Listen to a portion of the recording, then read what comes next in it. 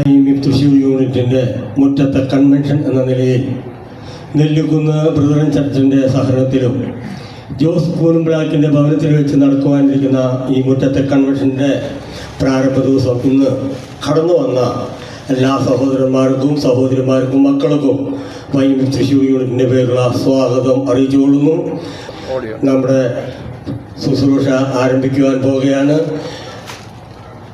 പാട്ട് ലീഡ് ചെയ്യുന്നത് താഴെക്കൊണ്ട് എൽഡറായിരിക്കുന്ന YMFിൻ്റെ executive മെമ്പറുമായിരിക്കുന്ന VA Joseph സഹോദരൻ തുടർന്നുള്ള പാട്ടിൻ്റെ ശുശ്രൂഷയും ലീഡ് ചെയ്യുന്നതായിരിക്കും. കർത്താവിൻ്റെ അതിപരിശുദ്ധ നാമം വാഴ്ത്തപ്പെടുമാകട്ടെ. ദൈവമക്കൾ കൂടി വരുന്നിടത്തൊക്കെയും വലിയവനായിരിക്കുന്ന ദൈവത്തെ മഹത്വപ്പെടുത്തുകയും സ്തുതിക്കുകയും ആരാധിക്കുകയും ചെയ്യുന്നതായിരിക്കുന്ന ആ ദൈവത്തെ നമുക്കും ഇന്ന് ഈ സായങ്കാലത്ത് നമുക്ക് മഹത്വപ്പെടുത്തുവാൻ തക്കണം, നമുക്ക് കൂടി വരുവാൻ തക്കണം. വലിയവനായിരിക്കുന്ന കർത്താവ് നമ്മെ സഹായിച്ചല്ലോ. നമ്മുടെ വലിയവനായിരിക്കുന്ന ദൈവം അവൻ ഉന്നതനാണ്, അവൻ ഏറ്റവും ആരാധനയ്ക്ക് യോഗ്യനാണ്, സ്തുതികൾക്ക് യോഗ്യനായിരിക്കുന്ന ദൈവത്തെയാണ് നാം ആരാധിക്കുന്നത്, സ്തുതിക്കുന്നത്. ഈ അർത്ഥം വരുന്നതായിരിക്കുന്ന ആദ്യത്തെ ഒരു ആരാധന ഗീതം ഇപ്പോൾ ഹന്ന ബിനു നമുക്ക് വേണ്ടി ആലപിക്കുന്നതായിരിക്കും. പ്രിയമകളെ അതിനാകർഷിക്കും.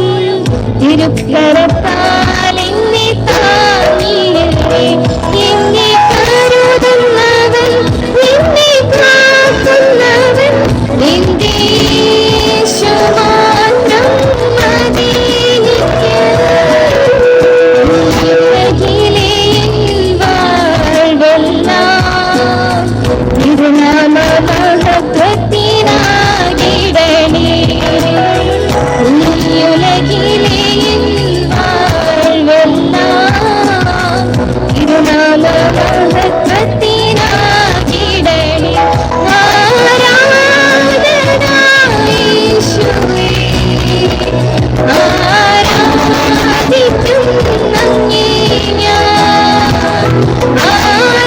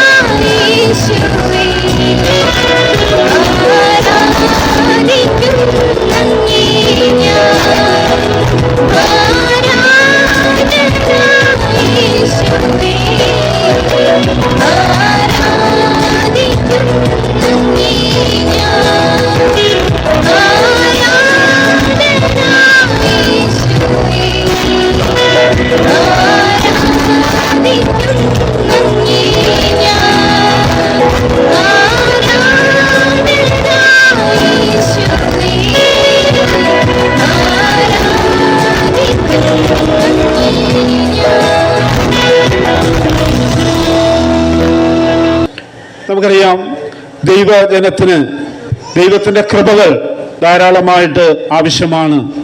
ഓരോ ദിനങ്ങളിലും ഓരോ നിമിഷങ്ങളിലും ക്രിസ്തീയ ജീവിതയാത്രയ്ക്ക് ധാരാളമായിരിക്കുന്ന ദൈവകൃപ ആവശ്യമാണ്. ദൈവകൃപയില്ല എങ്കിൽ നമ്മുടെ ജീവിതം വളരെ പരിതാപകരം നിറഞ്ഞായിരിക്കുന്ന ഒരവസ്ഥയാണ്. ദുഃഖവും നിരാശയും ഒക്കെ കടന്നു വരുമ്പോൾ അതിനെയൊക്കെ അതിജീവിക്കുവാൻ തക്കവണ്ണം ആവശ്യമായിരിക്കുന്ന ഒന്നാണ് ദൈവത്തിൻ്റെ കൃപയെന്ന് നമുക്ക് മനസ്സിലാക്കുവാനായിട്ട് സാധിക്കുന്നു. ഈ ആശയം വരുന്നതായിരിക്കുന്ന എണ്ണി എണ്ണി സ്തുതിക്കുവാൻ എണ്ണമില്ലാത്ത കൃപകൾ എന്ന് ആശയം വരുന്നതായിരിക്കുന്ന ഗാനം ഇപ്പോൾ സാന്ദ്ര സണ്ണിയുടെ വാക്കുകൾ കൂടെ നമുക്ക് കേൾക്കാവുന്നതാണ്. പ്രിയങ്ങളെ, അതിനായിട്ട് ക്ഷണിക്കും.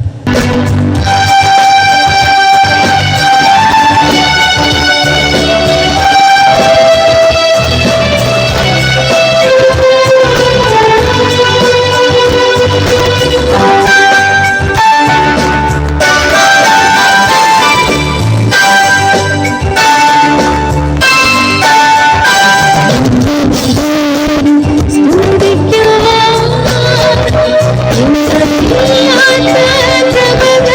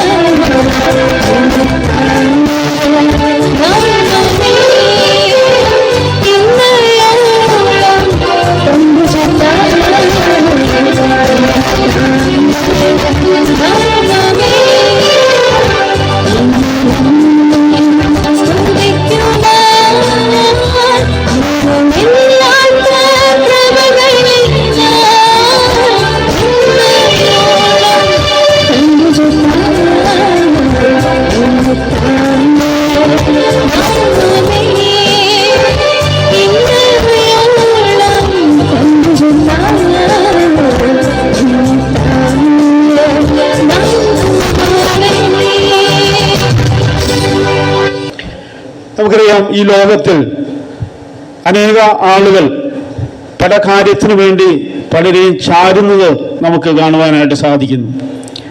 എന്നാൽ അവിടെ ഒന്നും വേണ്ടുന്നതായിരിക്കുന്ന പുരോഗതി ലഭ്യമാകാതെ വരുമ്പോൾ നിരാശരും നിരാലംബരുമായിട്ട് തീരുന്നതായിരിക്കുന്ന ആളുകളെ കാണുവാനായിട്ട് സാധിക്കുന്നു. അങ്ങനെയുള്ളതായിരിക്കുന്ന അനേക ആളുകൾ ഒരുവനായിരിക്കുന്ന ദൈവത്തെ കണ്ടുമുട്ടുകയും ആ കർത്താവിൽ ചാരുവാൻ തക്കണം ഇടയായത് നമുക്ക് ജീവിതത്തിൻ്റെ അനുഗ്രഹങ്ങളായിട്ട് നമുക്ക് മനസ്സിലാക്കുവാനായിട്ട് സാധിക്കുന്നു.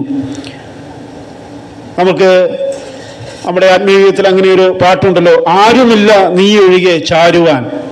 പ്രിയമുള്ളവരെ, ആരുമില്ലാതെ ചാരുവാൻ ആരുമില്ലാതിരിക്കുന്ന സമയത്ത് ചാരുവാൻ തക്കണം നമുക്ക് വേണ്ടി കാൽവറി ക്രൂശിൽ ഉയർത്തപ്പെട്ടതായിരിക്കുന്ന നമ്മുടെ പ്രാണസ്നേഹിതനെ നമുക്ക് ചാരുവാനായിട്ട് സാധിക്കുന്നു. ഈ അർത്ഥം വരുന്നതായിരിക്കുന്ന ഗാനം ഇപ്പോൾ പ്രിയമകൻ അലൻ ജെയിംസ് നമുക്ക് വേണ്ടി പാടുന്നതായിരിക്കും.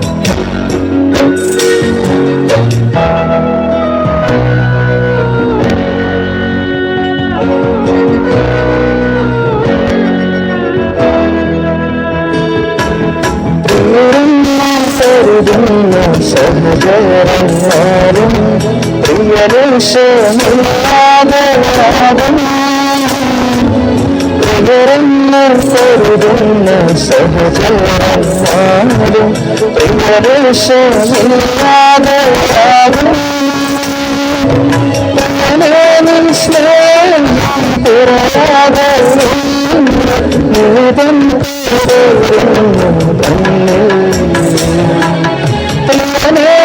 സ്നേഹം കുറയാതെ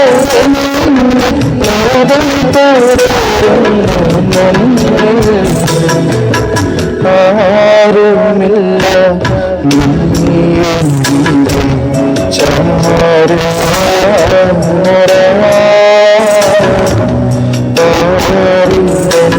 പ്രിയ ആരുമില്ല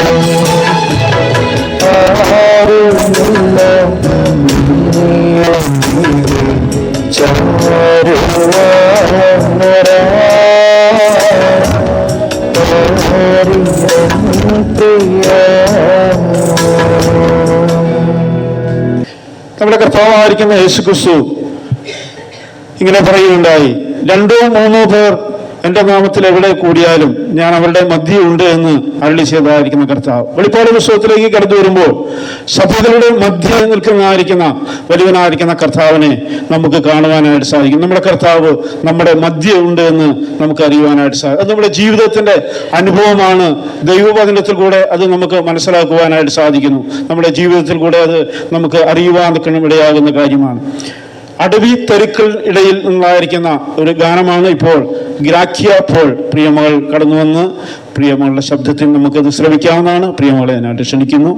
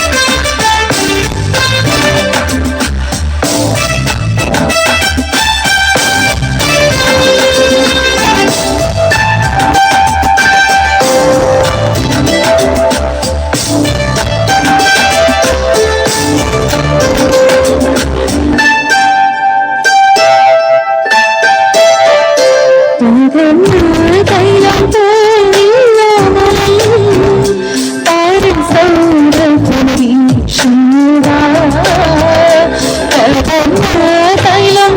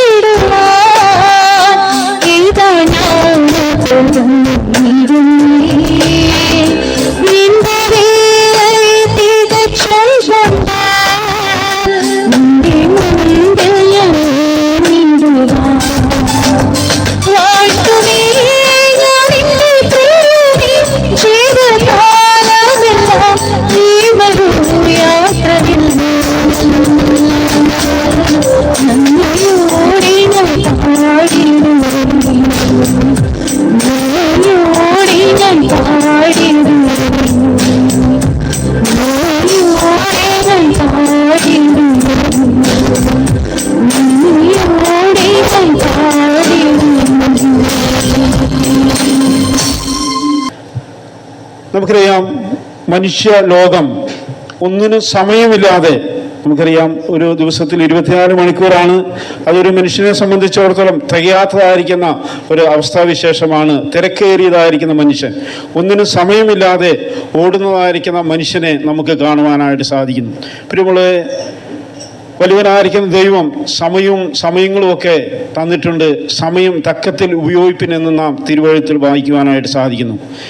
സമയമില്ലാത്തതായിരിക്കുന്ന ഓടുന്ന മനുഷ്യന് തൻ്റെ ജീവിതത്തിൽ പലതും പൂർത്തീകരിക്കുവാൻ കഴിയാത്ത അവസ്ഥ കാണുവാനായിട്ട് സാധിക്കുന്നു. അനേകം മനുഷ്യൻ സമയം കണ്ടെത്തുവാൻ പല വഴികൾ അവിടുന്ന് തിരഞ്ഞെടുക്കുന്നതായിട്ട് നമുക്ക് ലോകത്തിലായിരിക്കുന്ന മനുഷ്യനെ നോക്കുമ്പോൾ നമുക്ക് കാണുവാനായിട്ട് സാധിക്കും. ഒരു കാലഘട്ടത്തിൽ സമയമില്ലാതെ നാം അലഞ്ഞ് ഓടിയ നടന്നവരായിരിക്കുന്ന ആളുകളായിരുന്നു. എന്നാൽ വലിയവനായിരിക്കുന്ന കർത്താവിനെ കണ്ടുമുട്ടിയപ്പോൾ നമ്മുടെ ജീവിതത്തിൽ നമുക്ക് തരുന്നതായിരിക്കുന്ന സമയങ്ങളൊക്കെ അത് വിലയേറിയതായിട്ട് നമ്മുടെ ജീവിതത്തിൽ അനുഭവിപ്പാൻ നമുക്ക് ഇടയാക്കുന്നു. ഒന്നിനും സമയമില്ല, ഓടുന്ന മനുഷ്യ നീ എങ്ങനെ എന്നുള്ളതായിരിക്കുന്ന ഒരു ഗാനം പ്രിയമകൾ ഡിറ്റി ബെന്നിയുടെ ശബ്ദത്തിൽ ഇപ്പോൾ നമുക്ക് ശ്രമിക്കാവുന്നതാണ്.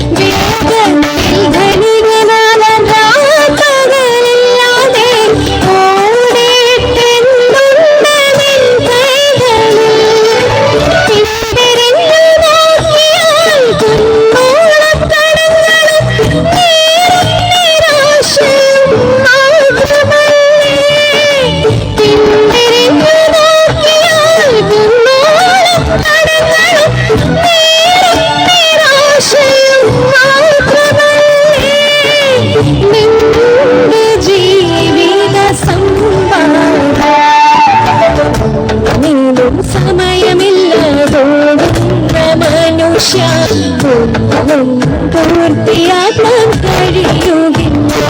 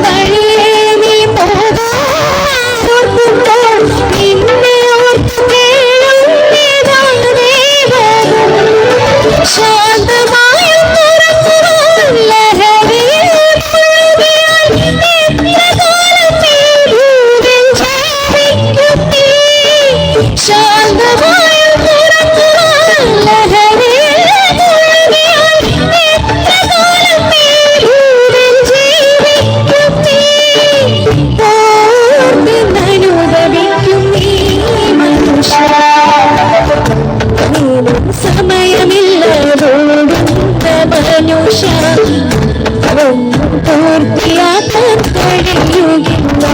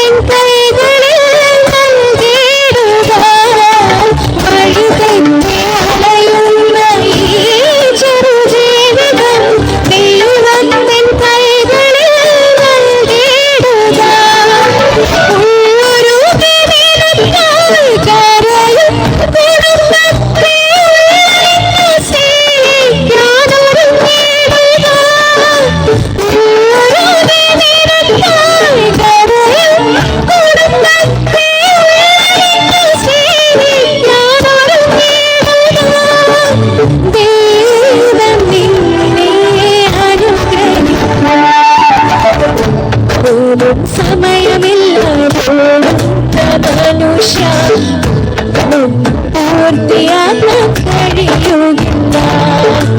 ദൈവത്തെ മറന്നു നീ പോകല്ലേ മനുഷ്യ, ജീവിതത്തിനർത്ഥം നഷ്ടമാകില്ല. സമയമില്ല മനുഷ്യ, പൂർത്തിയാക്കാൻ കഴിയുകില്ല. ഇത്രയും സമയം നാം ചില മലയാളം പാട്ടുകളാണ് കേട്ടുകൊണ്ടിരുന്നത്. എന്നാൽ ഒരു ഇംഗ്ലീഷ് പാട്ട് ഇപ്പോൾ പ്രിയമകൻ ജോസഫ് ഷാരോൺ നമുക്ക് വേണ്ടി ആലപിക്കുന്നതായിരിക്കും. പ്രിയമകനെ ഞാൻ ക്ഷണിക്കുന്നു.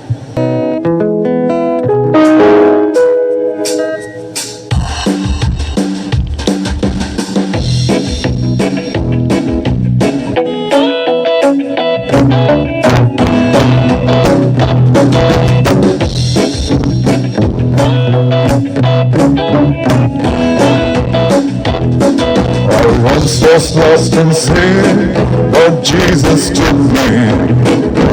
Then a little light from heaven filled my soul.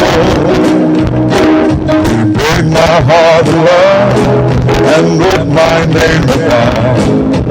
Just a little talk with Jesus made me whole. I once was lost in sin, but Jesus took me. And then a little light from heaven filled my soul. He made my heart alive and wrote my name down. Just a little talk with Jesus made me whole. Now let us have a little talk with Jesus. Tell them all about our trouble. Hear our famous cry. He'll answer by and by. We'll make a prayer returning. Know the fire is burning. Father, lift up Jesus, make it right. Let us have a little back with Jesus. Tell them all about our trouble. Hear our famous cry. He'll answer by and by. The prayer returning. Now the fire is burning. Father, lift up Jesus, make it right.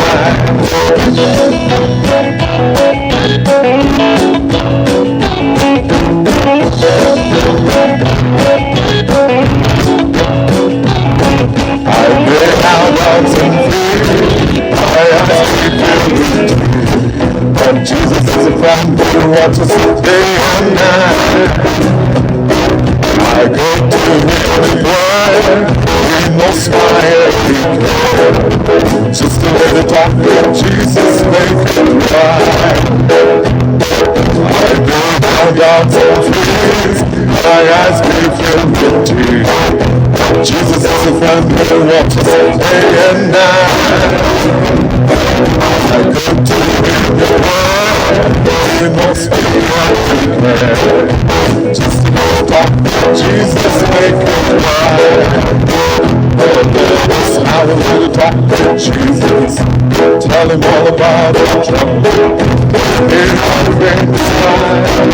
He'll answer by and by. Feel a little prayer returning. Know the fire is burning. Father, little talk with Jesus, make it right. Let us have a little talk with Jesus. Tell him all about our trouble.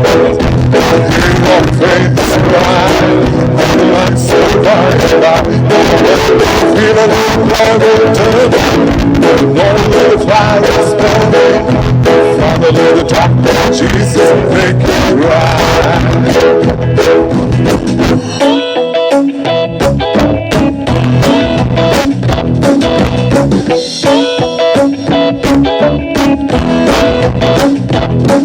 I was just lost in sin, but Jesus took me in.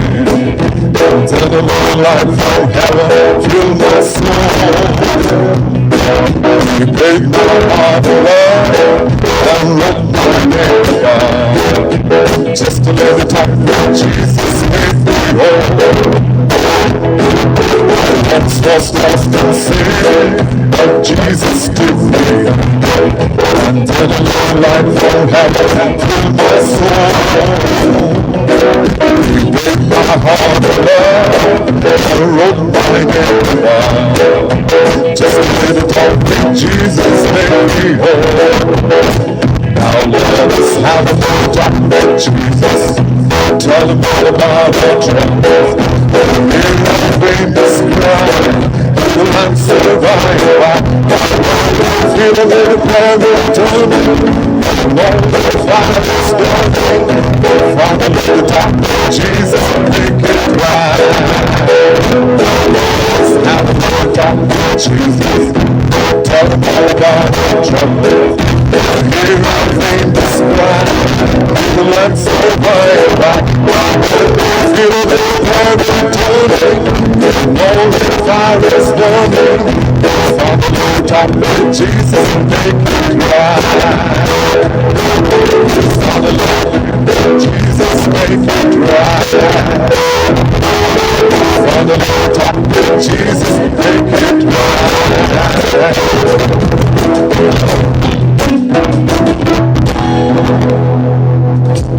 ലോകത്തിൽ ഇത്രയധികം ഭാഷകളിൽ നമ്മുടെ ദൈവത്തെ മാത്രമാണ് സ്തുതിക്കുന്നത്. ലോകത്തിൽ എത്രമാത്രം ഭാഷയുണ്ട്, ആ ഭാഷകളിലൊക്കെയും ദൈവത്തെ ആരാധിക്കുന്നു, സ്തുതിക്കുന്നതും നമുക്ക് മനസ്സിലാക്കുവാനായിട്ട് സാധിക്കുന്നു. അക്ഷരമില്ലാത്തതായിരിക്കുന്ന ആളുകളുടെ അടുക്കൽ അവരവരുടെ ഭാഷയിൽ ദൈവത്തെ സ്തുതിക്കുന്നതായിട്ട് നമുക്ക് കാണുവാനായിട്ട് സാധിക്കുന്നു. ഈ വലിയവനായിരിക്കുന്ന ദൈവം എത്രയോ ഉന്നതനാണ്, എത്രയോ വലിയവനാണ് എന്ന് നമുക്ക് കാണുവാനായിട്ട് സാധിക്കും. നമുക്കൊക്കെ ലോകത്തിലുള്ളതായിരിക്കുന്ന സർവ്വ മനുഷ്യരും എല്ലാവരും മാറിപ്പോകുന്നവരാണ്.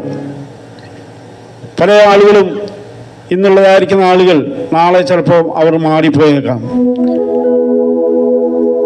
മാറ്റങ്ങൾ സംഭവിക്കുന്നതായിരിക്കുന്ന ലോകത്തിലാണ് നാം ആയിരിക്കുന്നത്. നാം വചനത്തിൽ ഇങ്ങനെ വായിക്കുന്നുവല്ലോ, അമ്മ തൻ്റെ കുഞ്ഞിനെ മറന്നാലും മറക്കാത്ത ഒരുവനാണ് ഞാൻ. പ്രിയമുള്ളവരെ, മാറാത്തവൻ, മാറ്റമില്ലാത്തവൻ എന്ന ആശയം വരുന്നതായിരിക്കുന്ന ഒരു ഗാനം ഇപ്പോൾ നെല്ലിക്കുന്ന് ബ്രദറൻ ഗ്രൂപ്പ് ഇപ്പോൾ ആലപിക്കുന്നതായിരിക്കും. പ്രിയപ്പെട്ടവരെ അതിനായിട്ട് ക്ഷണിക്കും.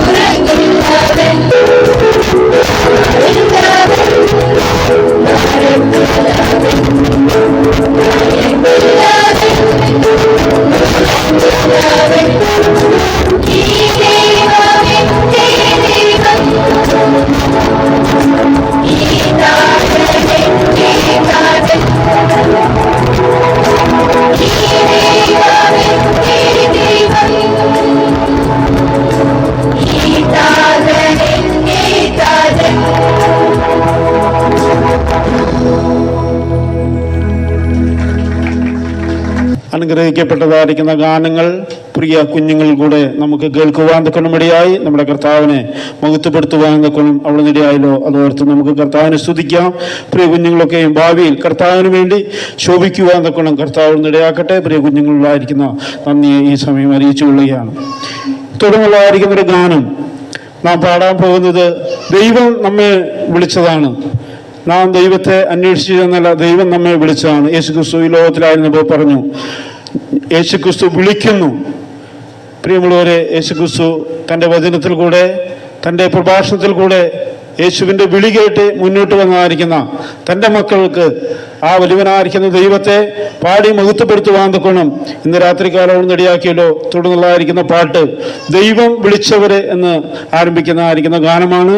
പ്രിയ വൈമേഫിൻ്റെ സഹോദരന്മാരും അതുപോലെ മറ്റ് നമ്മുടെ പാട്ടുപാടിയായിരിക്കുന്ന പ്രിയ മക്കളും എല്ലാം കൂടി ഒരുമിച്ചാണ് നാം ആ പാട്ട് പാടുന്നത്. എഴുന്നേറ്റ് നിൽക്കുവാൻ തക്കൊന്നും കഴിയാവുന്ന എല്ലാ പ്രിയപ്പെട്ടവരും എഴുന്നേറ്റ് നിന്ന് കൈയടിച്ച് നമ്മുടെ ആ പാട്ട് കൈയടിച്ച് പാടി നമ്മുടെ കർത്താവിനെ മഹത്വപ്പെടുത്താം. ആ പാട്ട് പാടുന്നതിൻ്റെ പ്രിയപ്പെട്ടവരെ അതിലേക്ക് ക്ഷണിച്ചോടും. ദൈവം വിളിച്ചവരെ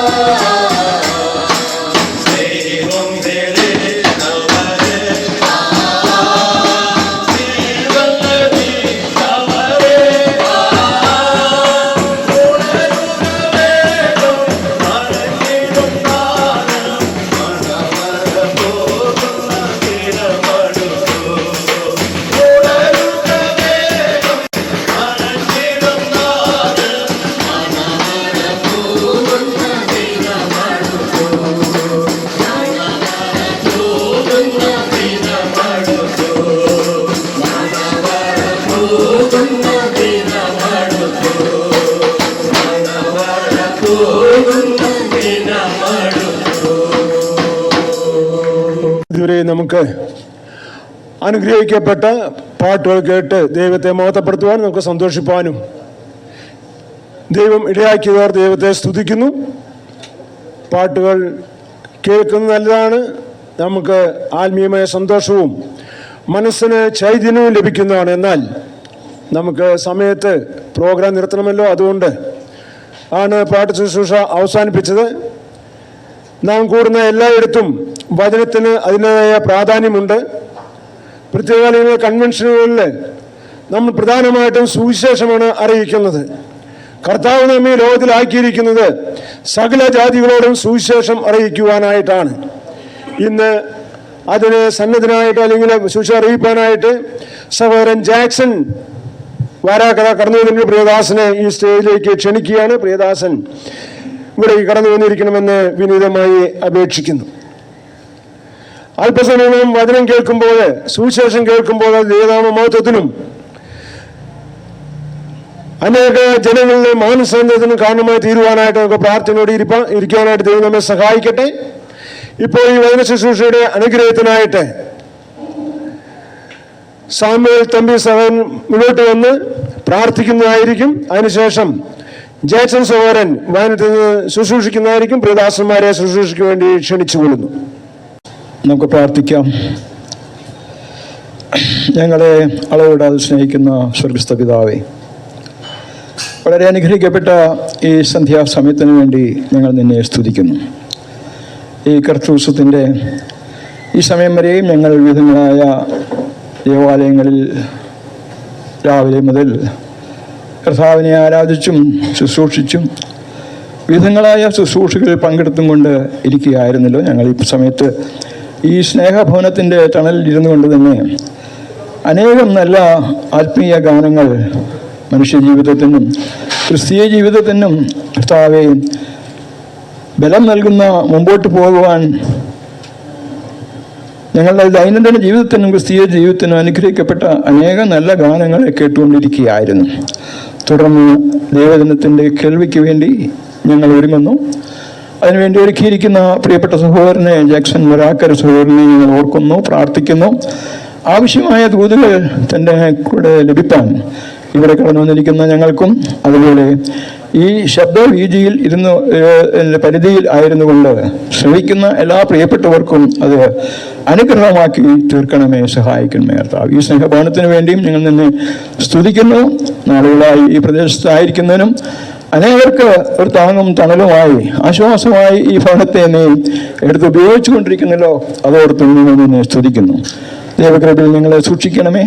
അടുത്ത 1 മണിക്കൂർ സമയം ഞങ്ങൾ ദൈവവചനം ശ്രദ്ധിക്കുമ്പോൾ കർത്താവേ, ഞങ്ങൾക്ക് ആവശ്യമായ ദൈവദൂത് പ്രിയപ്പെട്ടവനിൽ കൂടെ കേൾക്കുവാൻ ഞങ്ങൾക്ക് ഇടയാക്കണമേ. വചനത്തെ നീ അനുഗ്രഹിക്കണമേ, കേൾവിക്കാരെ നീ അനുഗ്രഹിക്കണമേ കർത്താവെ. അനേക പ്രിയപ്പെട്ടവർ ഈ കടന്നു വന്നിട്ടുണ്ടല്ലോ, അവർക്കത് അനുഗ്രഹമാക്കി തീർക്കണമേ കർത്താവെ. നിങ്ങൾ കണ്ടുമുട്ടാത്തവരായിട്ട് ആരെങ്കിലും ഈ കൂട്ടത്തിലുണ്ടെങ്കിൽ അവർക്ക് നിന്നെ കണ്ടുമുട്ടുവാനും നിരക്ഷിതാവായി സ്വീകരിക്കുന്നതിനും വീണ്ടും ഒരു അവസരം ലഭിച്ചിരിക്കുന്നു, അത് പ്രയോജനപ്പെടുത്തുവാൻ അവരെയും നീ സഹായിക്കണം കർത്താവേ. എല്ലാ കാര്യങ്ങളും തൃക്കേൽവനം ഏൽപ്പിക്കട്ടെ. YMF വേണ്ടി പ്രത്യേകം പ്രാർത്ഥിക്കുന്നു. YMF നീ കൊടുത്തിരിക്കുന്ന ഇങ്ങനെയുള്ള ഒരു വലിയ കാഴ്ചപ്പാടിന് വേണ്ടി നിങ്ങൾ സ്തുതിക്കുന്ന കർത്താവേ. പല സ്ഥലങ്ങളിലായി അവർ ഒരുക്കിക്കൊണ്ടിരിക്കുന്ന ഇങ്ങനെയുള്ള മിനി കൺവെൻഷൻ, മുറ്റത്തെ കൺവെൻഷൻ, ഇതിനെല്ലാം അനേകർക്ക് ദൈവജനത്തിൻ്റെ കേൾവി ധാരാളമായി ലഭിക്കുന്നു. അതുകൊണ്ട് അവരെ ഒരുക്കുന്ന വലിയ കൃപകളെ ഓർത്ത് ഞങ്ങൾ നിന്നെ സ്തുതിക്കുന്നു. എല്ലാ കാര്യങ്ങളും കരുവരം ഏൽപ്പിക്കട്ടെ. എല്ലാം ഞങ്ങൾക്ക് വേണ്ടി ജീവൻ വെച്ച് കർത്താവായ ക്രിസ്തുവിൻ്റെ വിലയേറിയ നാമത്തിൽ തന്നെ ആമേൻ. ദൈവനാമത്തിന് മഹത്വമുണ്ടായിരിക്കട്ടെ. ഈ സ്നേഹഭവനത്തിൻ്റെ അങ്കണത്തിൽ ക്രമീകരിച്ചിരിക്കുന്ന ഈ സുവിശേഷ യോഗത്തിൽ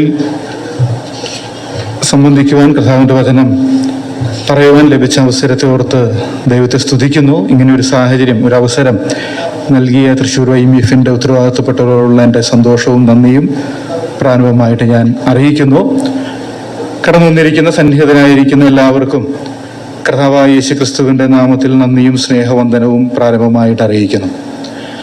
വളരെ അനുഗ്രഹിക്കപ്പെട്ട ക്രിസ്തീയ ഗാനങ്ങൾ ഭക്തന്മാരായിരിക്കുന്ന ദൈവദാസന്മാർ അവരുടെ ജീവിതങ്ങളിൽ കർത്താവിനെ രുചിച്ചറിഞ്ഞ വിധങ്ങൾ ഗാനങ്ങളാക്കി രൂപാന്തരപ്പെടുത്തിയത് പ്രിയ സഹോദരി സഹോദരന്മാരോട് കൂടെ ചേർന്ന് പാടി കർത്താവിനെ മഹത്വപ്പെടുത്തുവാൻ നമുക്ക് അവസരം ലഭിച്ചു. നമുക്ക് വേണ്ടി ആ ഗാന ശുശ്രൂഷകൾ നിർവഹിച്ച് പ്രിയപ്പെട്ടവരോർത്തും സന്തോഷിക്കുകയും കർത്താവിനെ സ്തുതിക്കുകയും ചെയ്യുന്നു. അല്പസമയത്ത് നമ്മുടെ ധ്യാനത്തിനു വേണ്ടി, ആലോചനയ്ക്ക് വേണ്ടി യോഹന്നാൻ എഴുതിയ 1-ാം ലേഖനം 4-ാം അധ്യായം 17-ാം വാക്യം പ്രാരംഭമായിട്ട് ഞാൻ വായിച്ച് കേൾപ്പിക്കാം. യോഹന്നാൻ എഴുതിയ 1-ാം ലേഖനം 4-ാം അധ്യായം 17-ാം വാക്യം. അവിടെ നാം ഇങ്ങനെയാണ് വായിക്കുന്നത്: ന്യായവിധി ദിവസത്തിൽ നമുക്ക് ധൈര്യമുണ്ടാവാൻ തക്കവണ്ണം ഇതിനാൽ സ്നേഹം നമ്മോട് തികഞ്ഞിരിക്കുന്നു. ന്യായവിധി ദിവസത്തിൽ നമുക്ക് ധൈര്യമുണ്ടാവാൻ തക്കവണ്ണം ഇതിനാൽ സ്നേഹം നമ്മോട് തികഞ്ഞിരിക്കുന്നു.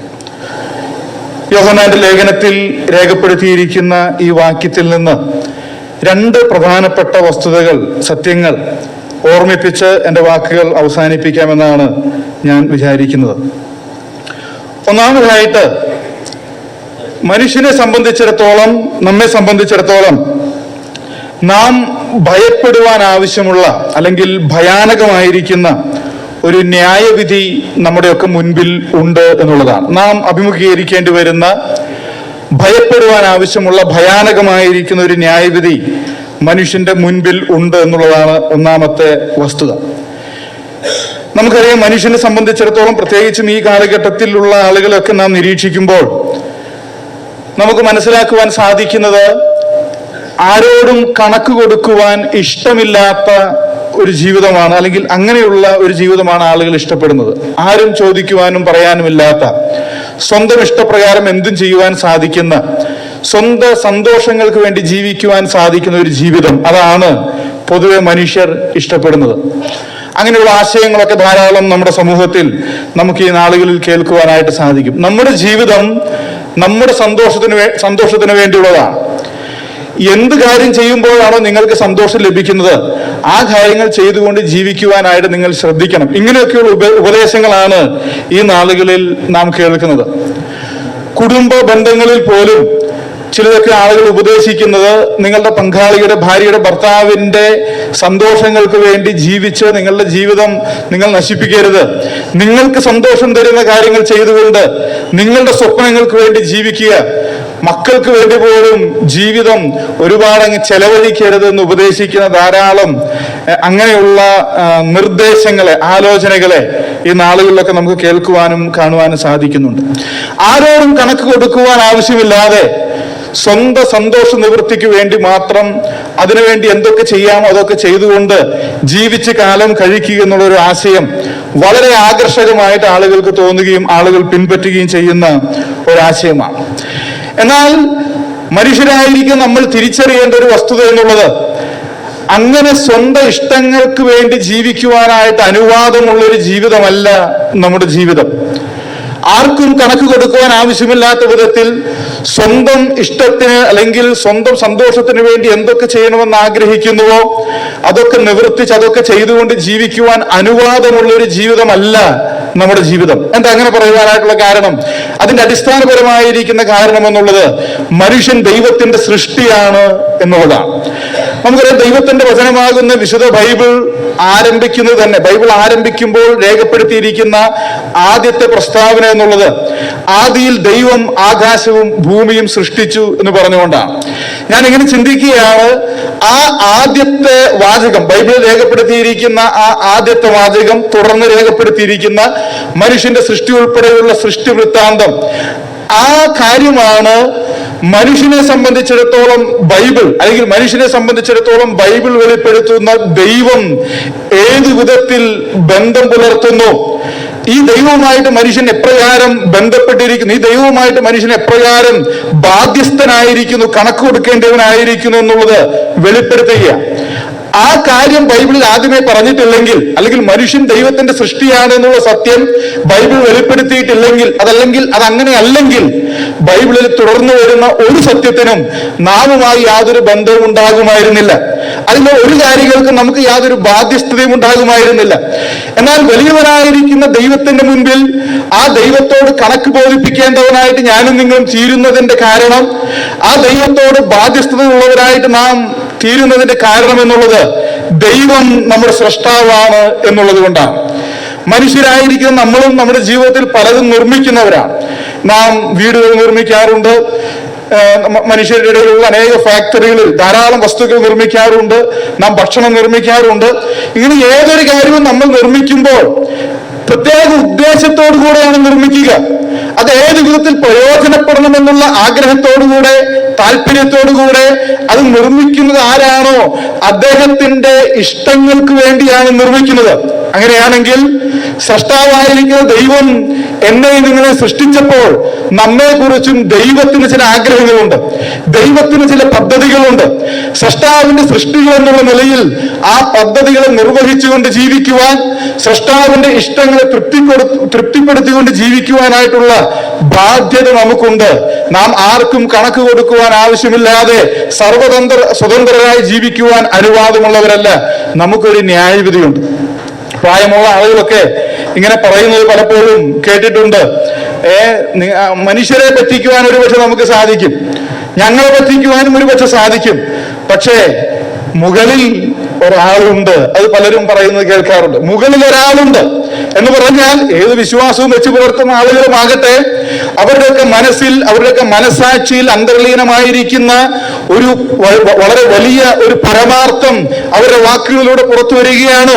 നമ്മളൊക്കെ കണക്ക് കൊടുക്കുവാൻ ആവശ്യമുള്ള, നമ്മെ പിടിച്ചു നിർത്തി നമ്മോട് കണക്ക് ചോദിക്കുവാൻ അധികാരമുള്ള, നാം ഒക്കെ ബാധ്യസ്ഥരായിരിക്കുന്ന ഒരു വ്യക്തി മുകളിലുണ്ട്. ഒരു ദൈവം നമുക്കുണ്ട്. നമ്മെ സൃഷ്ടിച്ചിരിക്കുന്ന സൃഷ്ടാവായിരിക്കുന്ന ഒരു ദൈവമുണ്ട്. ഇതൊരു വസ്തുതയാണ്. പക്ഷെ ചില ആളുകൾക്കൊക്കെ ഒരു സംശയമുണ്ട്, സത്യത്തിൽ അങ്ങനെ ഒരു ദൈവമുണ്ടോ? ദൈവമുണ്ടെന്നൊക്കെ പറയുന്നത് ശരിയായിരിക്കാം, പക്ഷെ ദൈവം ന്യായം വിധിക്കുന്നവനാണോ എന്ന് നല്ലൊരു സംശയത്തോടുകൂടെ ചോദിക്കുന്ന ആളുകളെ കാണുവാനായിട്ട് സാധിച്ചിട്ടുണ്ട്. അങ്ങനെ ആളുകൾ ചോദിക്കുന്നതിനൊരു കാരണമുണ്ട്. സമൂഹത്തിലേക്കൊക്കെ നോക്കുമ്പോൾ, ചുറ്റുപാടുകളിലേക്ക് നോക്കുമ്പോൾ, നമ്മുടെ ചുറ്റുപാടിൽ നടക്കുന്ന സംഭവങ്ങൾ ആളുകൾ അവരൊക്കെ വീക്ഷിക്കുമ്പോൾ അവർക്ക് നിരീക്ഷിക്കുവാൻ സാധിക്കുന്ന ഇങ്ങനെയാണ്. വളരെ കഷ്ടപ്പെട്ട് പരമാർത്ഥികളായിട്ടൊക്കെ ജീവിക്കുന്ന പാവം പിടിച്ച കുറെ ആളുകൾ, അവർക്ക് മരണം വരെ കഷ്ടപ്പാടാണ്. അവരെന്നും പ്രയാസപ്പെടുകയാണ്. പരമാർത്ഥികളാണ്, നല്ല ആളുകളാണ്, പക്ഷെ മരണം വരെയും അവർ കഷ്ടപ്പെടുന്നു. അവർക്ക് കഷ്ടം മാത്രമേ ഉള്ളൂ. അതേസമയം കുറെ ആളുകളെ വഞ്ചിച്ചും അഴിമതി കാണിച്ചും അങ്ങനെയുള്ള പ്രവൃത്തികളൊക്കെ ചെയ്ത് ജീവിക്കുന്ന ആളുകൾ ഒരു പക്ഷെ ചിലപ്പോൾ അവർക്ക് കുറെ പണം ഉണ്ടായിരിക്കാം, കുറെ രാഷ്ട്രീയ സ്വാധീനമോ മറ്റു നിലയിലുള്ള ബന്ധങ്ങളൊക്കെ ഉണ്ടായിരിക്കാം. അതിൻ്റെയൊക്കെ പേരിൽ ഇവർ കൊള്ളരുതായ്മകളാണ് ചെയ്യുന്നതെങ്കിലും സമൂഹത്തിൽ വളരെ അല്ലലില്ലാതെ വളരെ സൗകര്യപ്രദമായിട്ട് ജീവിച്ച് മുൻപോട്ട് പോകുവാനായിട്ട് അവർക്ക് സാധിക്കുന്നു. നന്മ ചെയ്യുന്ന ആളുകൾക്ക് അതിന് തക്ക പ്രതിഫലം കിട്ടുന്നില്ല. തിന്മ ചെയ്യുന്ന ആളുകൾക്ക് അതിനൊക്കെ പ്രതിഫലം കിട്ടുന്നതായിട്ട് കാണുവാൻ സാധിക്കുന്നില്ല. അങ്ങനെ കാണുമ്പോൾ ആളുകൾക്കൊരു സംശയം, ദൈവം യഥാർത്ഥത്തിൽ നീതിമാനാണോ? അങ്ങനെയുള്ള ധാരാളം ആളുകളുണ്ട്. അങ്ങനെ ചോദിക്കുന്ന ആളുകളെ കാണുവാനായിട്ട് സാധിച്ചിട്ടുണ്ട്. ഈ കാലഘട്ടത്തിൽ മാത്രമല്ല, വിശുദ്ധ ബൈബിൾ നാം പരിശോധിച്ചാൽ ബൈബിളിലും ചില ഭക്തന്മാരായിരിക്കുന്ന ആളുകൾ പോലും ഇങ്ങനെയുള്ള സംശയങ്ങൾ അവർ ചോദിച്ചിട്ടുണ്ട്. ഞാൻ ആ വേദഭാഗങ്ങളിലേക്ക് പോകുവാനായിട്ട് ആഗ്രഹിക്കുന്നില്ല. ദുഷ്ടന്മാർ അവർ സുഖം പ്രാപിക്കുന്നു, അവർ സൗഖ്യം പ്രാപിക്കുന്നു, അവർ വമ്പ് പറഞ്ഞുകൊണ്ട് നടക്കുകയാണ്. എന്നാൽ ദൈവത്തെ സ്നേഹിക്കുന്ന ആളുകൾ, ഭക്തരായിരിക്കുന്ന ആളുകൾ, അവരുടെ കാലുകൾ ഇടറുന്നു എന്ന് ഭക്തൻ പറയുന്നത് 73-ാം സങ്കീർത്തനത്തിൽ നമുക്ക് കാണുവാനായിട്ട് സാധിക്കും. അപ്പോൾ യഥാർത്ഥത്തിൽ ദൈവം നീതിമാനാണോ എന്നുള്ളത് മനുഷ്യന്റെ സമൂഹത്തിലുള്ളവന്റെ നിരീക്ഷണത്തിന്റെ അടിസ്ഥാനത്തിൽ പലരും ചോദിച്ചാൽ അതിന് തെറ്റു പറയുവാനായിട്ട് സാധിക്കില്ല. പക്ഷെ ബൈബിൾ അതിന് മറുപടി നൽകുന്നുണ്ട്. ദൈവം ന്യായം വിധിക്കുന്നവനാണോ അതോ ദൈവം ന്യായം വിധിക്കാത്തവനാണോ? ബൈബിൾ പറയുകയാണ് ദൈവം ന്യായം വിധിക്കുന്നവനാണ്. എങ്കിൽ പിന്നെ എന്തുകൊണ്ട് നേരത്തെ നാം കണ്ടതുപോലെയുള്ള നിരീക്ഷണം നമുക്ക് കാണുവാനായിട്ട് സാധിക്കുന്നത്? അതിന് കാരണം ബൈബിൾ ഇപ്രകാരമാണ് രേഖപ്പെടുത്തിയിരിക്കുന്നത്. എബ്രായ ലേഖനം 9-ാം അധ്യായം 27-ാം വാക്യത്തിൽ ബൈബിൾ പറയുന്ന ഇങ്ങനെയാണ്: ഒരിക്കൽ മരിക്കുകയും പിന്നെ ന്യായവിധിയും മനുഷ്യർക്കായി നിയമിക്കപ്പെട്ടിരിക്കുന്നു. അപ്പോൾ ദൈവം ന്യായം വിധിക്കുന്നവനാണ്, ആ കാര്യത്തിൽ സംശയമില്ല. പിന്നെ എവിടെയാണ് പ്രശ്നം? ദൈവം അതിനൊരു സമയം വെച്ചിട്ടുണ്ട്. എപ്പോഴാണ് ആ സമയം? മരണത്തിന് ശേഷമാണ്. മരണത്തിന് ശേഷം ദൈവം മനുഷ്യനെ ന്യായം വിധിക്കുമെന്ന് ബൈബിൾ വളരെ അസന്നിഗ്ധമായി പ്രഖ്യാപിക്കുകയാണ്. സംശയത്തിന് ഒട്ടും ഇടയില്ലാതെ വണ്ണം ബൈബിൾ പറയുന്ന ഒരു വാസ്തവമാണ്. ദൈവം മനുഷ്യനെ ന്യായം വിധിക്കും, അത് മരണത്തിന് ശേഷമാണ്. ആ ന്യായവിധിയെ പറ്റി വളരെ കൃത്യമായിട്ട് രേഖപ്പെടുത്തിയിരിക്കുന്ന അനേക വേദഭാഗങ്ങൾ ബൈബിളിലുണ്ട്. അതും വളരെ സ്പഷ്ടമായിരിക്കുന്ന ഒരു വേദഭാഗമാണ് സഭാപ്രസംഗിയുടെ പുസ്തകം 12-ാം അധ്യായം 14-ാം വാക്യം. സഭാപ്രസംഗിയുടെ പുസ്തകം 12-ാം അധ്യായം അതിന്റെ 14-ാം വാക്യം. അവിടെ നാം ഇങ്ങനെയാണ് വായിക്കുന്നത്: ദൈവം നല്ലതും തീയതുമായ സകല പ്രവൃത്തിയെയും സകല രഹസ്യങ്ങളുമായി ന്യായവിസ്താരത്തിലേക്ക് വരുത്തുമല്ലോ. ദൈവം നല്ലതും തീയതുമായ സകല പ്രവൃത്തികളെയും സകല രഹസ്യങ്ങളുമായി ന്യായവിസ്താരത്തിലേക്ക് വരുത്തുമല്ലോ. അതിന് തൊട്ട് മുൻപിലത്തെ വാക്യത്തിൽ നാം വായിക്കുന്നത്, ദൈവത്തെ ഭയപ്പെട്ട് അവന്റെ കൽപ്പനകളെ പ്രമാണിച്ചു കൊള്ളുക, അതാകുന്നു സകല മനുഷ്യർക്കും വേണ്ടത്. അപ്പോൾ സകല മനുഷ്യരോടും ദൈവത്തിന്റെ ആത്മാവെന്ന് പറയുവാനായിട്ടുള്ള ഒരു സത്യം ഇതാണ്. സകല മനുഷ്യരോടും ദൈവം പറയുകയാണ്, നല്ലതും തീയതുമായ സകല പ്രവൃത്തിയെയും സകല രഹസ്യങ്ങളുമായി ദൈവം ന്യായവിസ്താരത്തിലേക്ക് വരുത്തും. അപ്പോൾ ദൈവം സകല മനുഷ്യരെയും ന്യായവിസ്താരത്തിലേക്ക് വരുത്തും. എല്ലാവരെയും ദൈവം ന്യായവിസ്താരത്തിലേക്ക് വരുത്തും. ന്യായവിസ്താരത്തിലേക്ക് വരുവാൻ താല്പര്യമില്ലാത്ത ആളുകളൊക്കെ കാണും. ഇന്ന് ദൈവത്തെ പറ്റി പറയുമ്പോൾ, ദൈവത്തെ പറ്റി കേൾക്കുമ്പോൾ ഇത് ഞങ്ങൾ വിശ്വസിക്കുന്നില്ല എന്ന് പറയുന്ന ആളുകളുണ്ട്. നിരീശ്വരവാദികൾ എന്ന് സ്വയം പറയുന്ന ആളുകൾ. അവർ വാദിക്കുകയില്ല, നിരീശ്വരവാദികളാണെന്ന് അവർ അവകാശപ്പെടുമെങ്കിലും ദൈവമില്ലെന്ന് അവർ വാദിക്കുകയില്ല. അവർ ദൈവം ഉണ്ടെന്ന് വിശ്വസിക്കുന്നില്ലെന്ന് മാത്രമാണ്. അവരൊക്കെ പറയും ഞങ്ങൾക്ക് ഈ കാര്യങ്ങളിൽ വിശ്വാസമില്ല. എന്തുകൊണ്ടാണ് വിശ്വാസമില്ലാത്തത് എന്ന് നാം അവരോട് സംസാരിച്ചാൽ, വിശുദ്ധ ബൈബിൾ റോമാലേഖനത്തിൽ എഴുതിയിരിക്കുന്ന ഒരു സത്യത്തിലേക്ക് നമ്മൾ എത്തിച്ചേരും. അവിടെ എങ്ങനെയാണ് പറയുന്നത്? ദൈവത്തെ പരിജ്ഞാനത്തിൽ ധരിക്കുവാൻ അവർക്ക് ഇഷ്ടമില്ല എന്നുള്ളതാണ്. ദൈവത്തെ ധരിക്കുവാൻ, അല്ലെങ്കിൽ ദൈവത്തെ അംഗീകരിക്കുവാൻ, ദൈവത്തെ വിശ്വസിക്കുവാൻ, ഒരു ദൈവമുണ്ടെന്ന് അംഗീകരിച്ചുകൊണ്ട് ജീവിക്കുവാൻ ഇഷ്ടമില്ലാത്തതുകൊണ്ട് ദൈവമില്ലെന്ന് പറയുന്ന ആളുകൾ. പക്ഷെ ഇവിടെ പറയുന്നത് അങ്ങനെയുള്ളവരെയും ദൈവം ന്യായവിസ്താരത്തിലേക്ക് വരുത്തും. നമ്മുടെ ഇഷ്ടമോ നമ്മുടെ താല്പര്യമോ നമുക്ക് വിശ്വാസമുണ്ടോ ഇല്ലയോ എന്നുള്ളത് അവിടെ പ്രസക്തമല്ല. ദൈവം സകല മനുഷ്യരെയും ന്യായവിസ്താരത്തിലേക്ക് വരുത്തും എന്നവിടെ എഴുതിയിരിക്കുകയാണ്. മാത്രമല്ല, അങ്ങനെ ന്യായവിസ്താരത്തിലേക്ക് വരുത്തുമ്പോൾ അവിടെ എന്താ വിസ്തരിക്കപ്പെടുന്നത്? നല്ലതും തീയതുമായ സകല പ്രവൃത്തികളും അവർ വിസ്തരിക്കപ്പെടുമെന്നാണ് എഴുതിയിരിക്കുന്നത്. എല്ലാ പ്രവൃത്തികളെയും, മനുഷ്യൻ ചെയ്തു കൂട്ടുന്ന സകല പ്രവൃത്തികളെയും ദൈവം ന്യായവിസ്താരത്തിലേക്ക് വരുത്തും. ഇവിടെ മനുഷ്യന്റെ കണ്ണിൽ നിന്നും മറ്റുള്ളവരുടെ കണ്ണിൽ നിന്നും മറച്ചു പിടിക്കുവാൻ, ഒളിച്ചു പിടിക്കുവാൻ സാധിക്കുന്ന നിരവധി കാര്യങ്ങൾ ഉണ്ടായിരിക്കാം. ചെയ്തു കൂട്ടിയിട്ടുള്ള ഒട്ടനവധി കൊള്ളരുതായ്മകൾ ഒരുപക്ഷെ ലോകത്തിലെ ഒറ്റ മനുഷ്യനും തിരിച്ചറിഞ്ഞിട്ടുണ്ടാകില്ല. പക്ഷെ ദൈവത്തിന്റെ മുൻപാകെ അങ്ങനെ യാതൊന്നിനെയും മറച്ചു പിടിക്കുവാനായിട്ട് സാധിക്കില്ല. കർത്താവിനെ പറ്റി ബൈബിൾ രേഖപ്പെടുത്തിയിരിക്കുന്നത് എങ്ങനെയാണ്? അവൻ അഗ്നിജ്വാലയ്ക്കൊത്ത കണ്ണുകളുള്ളവനാണ്. അവന്റെ കണ്ണിന് മറഞ്ഞിരിക്കുന്ന ഒരു സൃഷ്ടിയുമില്ല എന്ന് നാം ബൈബിളിൽ വായിക്കുന്നു. എന്ന് പറഞ്ഞാൽ ഒരു സാക്ഷിയുടെ ആവശ്യമില്ലാത്ത വിധം സകലവും നേരിട്ട് കാണുന്ന, സകലത്തിന്റെയും നേരിട്ടുള്ള ദൃക്സാക്ഷിയായിരിക്കുന്ന ദൈവമാണ് ഇവിടെ ന്യായാധിപൻ എന്നുള്ളത് കൊണ്ട് ഈ ദൈവത്തിന്റെ മുൻപിൽ നിന്ന് മറയ്ക്കുവാനായിട്ട് ഒരു പ്രവൃത്തിയെ സാധിക്കുകയില്ല. സകല പ്രവൃത്തികളെയും ദൈവം ന്യായം വിധിക്കും. മാത്രമല്ല, പ്രവൃത്തികളെ മാത്രമല്ല, സകല രഹസ്യങ്ങളെയും ദൈവം ന്യായം വിധിക്കുമെന്നാണ് എഴുതിയിരിക്കുന്നത്. മനുഷ്യ ജീവിതത്തിൽ ഒട്ടനവധി രഹസ്യങ്ങളുണ്ട്. നമ്മളൊക്കെ ചെയ്തുകൊണ്ടിരിക്കുന്ന എല്ലാ പ്രവൃത്തികളും ഒരുപക്ഷെ മറ്റുള്ളവരുടെ നോട്ടത്തിൽ വളരെ നല്ല പ്രവൃത്തികളായിരിക്കും.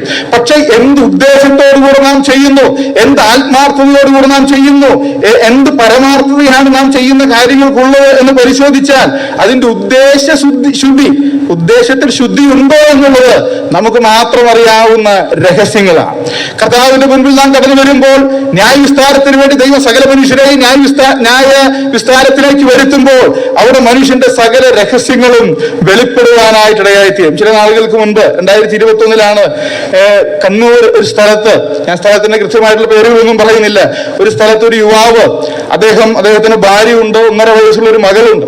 ഒരു ദിവസം അദ്ദേഹം തന്റെ ഭാര്യയോട് പറഞ്ഞു, നമുക്കിവിടെ അടുത്തുള്ള ക്ഷേത്രത്തിൽ ഒന്ന് പോകണം. ക്ഷേത്രത്തിൽ പോകാമെന്ന് അവർ തീരുമാനിച്ചു. ഭാര്യയെയും കൂട്ടി 1.5 വയസ്സുള്ള മകളെയും ഒക്കെ ഒരുക്കി അവർ ക്ഷേത്രത്തിൽ പോകുവാനായിട്ട് തീരുമാനിച്ചു. ക്ഷേത്രത്തിലേക്ക് അവർ പോവുകയാണ്. നല്ല കാര്യമാണ്. ആരാധനാലയത്തിലേക്ക്, ക്ഷേത്രത്തിലേക്ക് ഭക്തിയോടുകൂടെ പോകാം എന്ന് പറഞ്ഞപ്പോൾ അതൊരു നല്ല കാര്യമാണല്ലോ എന്ന് കരുതി ആ യുവതി തന്റെ കുഞ്ഞിനെയും എടുത്തുകൊണ്ട് തന്റെ ഭർത്താവിനോടുകൂടെ പോയി, ക്ഷേത്രത്തിലേക്ക് പോയി. ക്ഷേത്രത്തിൽ നിന്നും അവർ മടങ്ങി വരികയാണ്. മടങ്ങി വരുമ്പോൾ ഒരു നദിയുടെ സമീപത്തോടു കൂടെയാണ് അവർ കടന്നു വരുന്നത്. അങ്ങനെ കടന്നു വരുമ്പോൾ കുറെ ദൂരം ചെന്നപ്പോൾ ഈ മനുഷ്യനാണ് കുഞ്ഞിനെ എടുത്തിട്ടുള്ളത്, തന്റെ കയ്യിലാണ് കുഞ്ഞുള്ളത്. ആ മനുഷ്യൻ തന്റെ ഭാര്യയോട് പറഞ്ഞു, ഈ കുഞ്ഞിനെ ഒന്ന് പിടിക്കണം, എന്റെ മുണ്ട് അഴിഞ്ഞു പോകുവാനായിട്ട് തുടങ്ങിയാണ്, അതുകൊണ്ട് മുണ്ടൊന്ന് മുറുക്കി കുത്തുവാനായിട്ട് ഈ കുഞ്ഞിനെ ഒന്ന് പിടിക്കണമെന്ന് പറഞ്ഞു. കുഞ്ഞിനെ തന്റെ ഭാര്യയുടെ കയ്യിലേക്ക് കൊടുത്തു. ആ ഭാര്യയുടെ കയ്യിൽ ആ കുഞ്ഞിനെ ഭാര്യ ഏറ്റുവാങ്ങി ആ കുഞ്ഞിനെ തന്റെ നെഞ്ചോട് അടക്കി പിടിച്ചുകൊണ്ട് നിൽക്കുമ്പോൾ ഈ മനുഷ്യൻ ചെയ്ത കാര്യം, ആ കുഞ്ഞിനെയും ഭാര്യയെയും കൂടെ തള്ളി ആ നദിയിലേക്ക് ഇട്ടു. ആ കുഞ്ഞ് മരിച്ചു. ആ ഭാര്യ അവർ ശബ്ദമുണ്ടാക്കി, ചില ആളുകൾ വന്ന് അവരെ രക്ഷിക്കുവാനായിട്ട് ഇടയായിത്തീർന്നു. ഞാൻ പറഞ്ഞത്, ചെയ്യുന്ന പ്രവൃത്തികളൊക്കെ കാണുമ്പോൾ വളരെ നല്ല കാര്യമാണ്. ആരാധനാലയത്തിലേക്ക് പോകുന്നു, ക്ഷേത്രത്തിലേക്ക് പോകുന്നു, ഭാര്യയെയും കുഞ്ഞിനെയും കൊണ്ടുപോകുന്നു, അവിടെ ഒരുമിച്ച് നടക്കുന്നു, സന്തോഷകരമായി ഉള്ള കാര്യങ്ങളൊക്കെ സംസാരിച്ചുകൊണ്ടായിരിക്കും നടക്കുന്നത്. ചെയ്യുന്ന പ്രവൃത്തികളെല്ലാം വളരെ മനോഹരമാണ്. പക്ഷെ അങ്ങനെയുള്ള കാര്യങ്ങൾ ചെയ്യുമ്പോഴും അതിന്റെ പുറകിൽ ഒരു ദുഷ്ടനാക്കാൻ മനുഷ്യനുണ്ടായിരുന്നു എന്നുള്ളത് സൂചിപ്പിക്കാൻ വേണ്ടിയാണ് ഞാൻ പറഞ്ഞത്. പ്രിയമുള്ളവർ, നമ്മളും ചെയ്യുന്ന പല പ്രവൃത്തികളും മറ്റുള്ളവരുടെ ദൃഷ്ടിയിൽ വളരെ നല്ല പ്രവൃത്തികളാണ്, നല്ല കാര്യങ്ങളാണല്ലോ ചെയ്യുന്നത്, നല്ല കാര്യങ്ങളാണല്ലോ പറയുന്നത്. എന്നാൽ ആത്യന്തികമായിട്ട് അതിന്റെ പുറകിൽ നമ്മുടെ ഉള്ളിലുള്ള വിചാരങ്ങൾ, നമ്മുടെ മനോഭാവങ്ങൾ, നമ്മുടെ ലക്ഷ്യങ്ങൾ എന്താണെന്നുള്ളത് നമുക്ക് മാത്രം അറിയാവുന്ന രഹസ്യങ്ങളാണ്. അത് നമുക്ക് മാത്രം അറിയാവുന്ന രഹസ്യങ്ങളായിട്ട് നിലനിൽക്കുന്നത് കൊണ്ടാണ് പലപ്പോഴും നമ്മൾ വളരെ മാന്യന്മാരായിട്ട് ജീവിക്കുന്നത്. പക്ഷെ ദൈവത്തിന്റെ മുൻപാകെ ന്യായവിസ്താരത്തിന് ദൈവം സകല മനുഷ്യരെയും വരുത്തും. സകല പ്രവൃത്തികളെയും ദൈവം ന്യായം വിസ്തരിക്കുമെന്ന് മാത്രമല്ല, സകല രഹസ്യങ്ങളെയും ദൈവം ന്യായം വിസ്തരിക്കുമെന്നുള്ളതാണ്. അപ്പോൾ അങ്ങനെ ദൈവം ന്യായം വിസ്തരിക്കുമ്പോൾ ആ ദൈവത്തിന്റെ മുൻപാകെ നമ്മളെല്ലാം കുറ്റക്കാരാണ് എന്നുള്ളത് വെളിപ്പെടും എന്നുള്ള കാര്യത്തിൽ യാതൊരു സംശയവുമില്ല. ബൈബിൾ ഇപ്രകാരം പറയുകയാണ്, നീതിമാൻ ആരുമില്ല, ഒരുത്തൻ പോലുമില്ല, എല്ലാവരും വഴിതെറ്റി ഒരുപോലെ കൊള്ളരുതാത്തവരായി തീർന്നു. ദൈവം, പരിശുദ്ധനായിരിക്കുന്ന ദൈവം ഒന്ന് ന്യായം വിസ്തരിച്ചാൽ, പരിശുദ്ധനായിരിക്കുന്ന ദൈവം നമ്മുടെ ജീവിതങ്ങളൊന്ന് പരിശോധിച്ചാൽ, പരിശുദ്ധനായിരിക്കുന്ന ദൈവം നമ്മുടെ പ്രവൃത്തികളെയും നമ്മുടെ രഹസ്യങ്ങളെയും പരിശോധിച്ചാൽ, ആ ദൈവത്തിന്റെ മുൻപാകെ ഞാനും നല്ലവനാണെന്ന് പറയുവാൻ മനുഷ്യർക്കാർക്കും സാധിക്കില്ല. ഒരുപക്ഷെ താരതമ്യേന മറ്റു വളരെ കാലം നമ്മൾ നല്ലവരാണെന്ന് ഒരുപക്ഷെ അവകാശപ്പെടുവാൻ സാധിക്കുമായിരിക്കും. അതല്ലെങ്കിൽ തിരിച്ച് നമ്മേക്കാൾ നല്ല ആളുകൾ മറ്റുള്ളവർ കാണുമായിരിക്കും. പക്ഷെ ദൈവത്തിന്റെ മുൻപാകെ മനുഷ്യരാരും നല്ലവരില്ല. വചനം പറയുകയാണ്, നീതിമാൻ ആരുമില്ല, ഒരുത്തൻ പോലുമില്ല, എല്ലാവരും വഴിതെറ്റി എന്ന് മാത്രമല്ല, ദൈവത്തിന്റെ മുൻപാകെ ഒരുപോലെ കൊള്ളരുതാത്തവരാണ്. അതാണ് മനുഷ്യന്റെ അവസ്ഥ എന്നുള്ളത്. ഇനി ഈ ദൈവം മനുഷ്യനെ ന്യായം വിധിക്കുമെന്ന് പറയുമ്പോൾ എന്താണ് ആ ന്യായവിധിയുടെ രീതി, എങ്ങനെയാണ് ആ ന്യായവിധി നടപ്പിലാക്കുന്നത്? അത് വെളിപ്പാട് പുസ്തകത്തിൽ നമുക്ക് കാണുവാനായിട്ട് സാധിക്കും. വെളിപ്പാട് പുസ്തകം 20-ാം അധ്യായം 11 മുതൽ 15 വരെയുള്ള വാക്യങ്ങളിൽ മനുഷ്യൻ നേരിടേണ്ടി വരുന്ന ന്യായവിധി അത് എപ്രകാരമുള്ളതാണ് എന്ന് അവിടെ വിശദമായിട്ട് രേഖപ്പെടുത്തിയിട്ടുണ്ട്. ഞാൻ ആ വാക്യങ്ങൾ എടുത്ത് വായിക്കാതെ ഒന്ന് രണ്ട് കാര്യങ്ങൾ, ന്യായവിധിയെ പറ്റി അവിടെ പറഞ്ഞിരിക്കുന്ന കാര്യങ്ങൾ ഞാനൊന്ന് സൂചിപ്പിച്ച് മുൻപോട്ട് പോകാം. അവിടെ നാം വായിക്കുന്നത്, വലിയൊരു വെള്ള സിംഹാസനം കണ്ടു എന്നുള്ളത് ഒരു ദർശനമാണ്. വരുവാനിരിക്കുന്ന ന്യായവിധിയുടെ ഒരു ദർശനം യോഹന്നാൻ കാണുകയാണ്. അങ്ങനെ യോഹന്നാൻ കാണുമ്പോൾ കണ്ട കാഴ്ച യോഹന്നാൻ അവിടെ രേഖപ്പെടുത്തുന്നത്, ഞാൻ വലിയൊരു വെള്ള സിംഹാസനം കണ്ടു. യോഹന്നാൻ കാണുന്നത് വലിയൊരു സിംഹാസനമാണ് എന്ന് പറഞ്ഞാൽ ആ സിംഹാസനം വളരെ വലുപ്പമുള്ളൊരു സിംഹാസനമായിരുന്നു എന്നതിനേക്കാൾ ഉപരി അതൊരു പരമോന്നത നീതിപീഠമാണ് എന്നുള്ളതാണ് അതിന്റെ അർത്ഥം. അന്ത്യ ന്യായവിധിക്ക് വേണ്ടി കർത്താവ് വരുമ്പോൾ, ഈ ദൈവം മനുഷ്യനെ ന്യായം വിധിക്കുമ്പോൾ, ന്യായം വിസ്തരിക്കുമ്പോൾ ആ സിംഹാസനം എന്നുള്ളത്, ആ നീതിപീഠം എന്നുള്ളത് ഏറ്റവും പരമോന്നതമായിരിക്കുന്ന ഒരു നീതിപീഠമാണ്. അതിനപ്പുറത്തൊരു നീതിപീഠമില്ല, അതിനപ്പുറത്ത് ഒരു വിധികർത്താവില്ല. അത്യുന്നതനായിരിക്കുന്ന, പരമോന്നതനായിരിക്കുന്ന ദൈവം എന്ന ന്യായാധിപന്റെ മുൻപാകെ നാം നിൽക്കേണ്ടതായിട്ട് വരും. മാത്രമല്ല അതൊരു വെള്ള സിംഹാസനമാണ് എന്ന് പറഞ്ഞാൽ ആ സിംഹാസനത്തിന്റെ നിറം വെള്ളയാണ്, അത്രയല്ല, അത് സൂചിപ്പിക്കുന്ന ഒരു കാര്യമുണ്ട്. ആ സിംഹാസനം പരിശുദ്ധമായിരിക്കുന്ന സിംഹാസനമാണ്, അത് നീതിയുള്ള സിംഹാസനമാണ്. ഈ ലോകത്തിൽ അനേകം ന്യായാധിപന്മാരുണ്ട്. അവരിൽ നിന്നുമൊക്കെ 100% കൃത്യമായിട്ടുള്ള 100% നീതിയുക്തമായിരിക്കുന്ന വിധികളാണോ എന്ന് വരുന്നതെന്ന് ചോദിച്ചാൽ അക്കാര്യത്തിൽ നമുക്ക് ഉറപ്പ് പറയാൻ സാധിക്കില്ല. എന്നാൽ ദൈവം എന്ന ന്യായാധിപൻ വരുമ്പോൾ, അവിടുന്ന് ന്യായം വിസ്തരിക്കുവാനായിട്ട് വരുമ്പോൾ, അവിടുത്തെ ആ സിംഹാസനത്തെ പറ്റി പറയുക, അത് വലിയൊരു സിംഹാസനമാണ്, അതിന് മുകളിൽ മറ്റൊരു സിംഹാസനമില്ല. മാത്രമല്ല അത് വെള്ള സിംഹാസനമാണ്, അത് പരിശുദ്ധമായ സിംഹാസനമാണ്. അവിടെ നിന്ന് നീതിപൂർവമായിരിക്കുന്ന വിധി മാത്രമേ ഉണ്ടാകുകയുള്ളൂ. അവിടെ മരിച്ചവർ ആഭാലവൃദ്ധം, ചെറിയവരും വലിയവരും എല്ലാം ഉയർത്തെഴുന്നേറ്റ് ആ വെള്ള സിംഹാസനത്തിന്റെ മുൻപാകെ അവരുടെ ജീവിതത്തിന്റെ വിധി കേൾക്കുവാനായിട്ട് നിൽക്കുന്നത് നമുക്ക് അവിടെ കാണുവാനായിട്ട് സാധിക്കും. തുടർന്ന് അവിടെ എഴുതിയിരിക്കുകയാണ്, അവിടെ പുസ്തകങ്ങൾ തുറക്കപ്പെട്ടു. ഓരോരുത്തരും അവന്റെ പ്രവൃത്തികൾക്കൊത്ത ന്യായവിധി ഉണ്ടായി. മനുഷ്യന്റെ സകല പ്രവൃത്തികളുടെയും രേഖ ദൈവമെന്ന ന്യായാധിപന്റെ കൈവശമുണ്ട്. സഭാപ്രസംഗയുടെ പുസ്തകത്തിൽ നിന്ന് നാം ഓർത്തപ്പോൾ നാം ചിന്തിച്ചുവല്ലോ, സകല പ്രവൃത്തികളും സകല രഹസ്യങ്ങളും ന്യായം വിസ്തരിക്കപ്പെടും. അത് തന്നെയാണ് വെളിപാട് പുസ്തകത്തിലും എഴുതിയിരിക്കുന്നത്.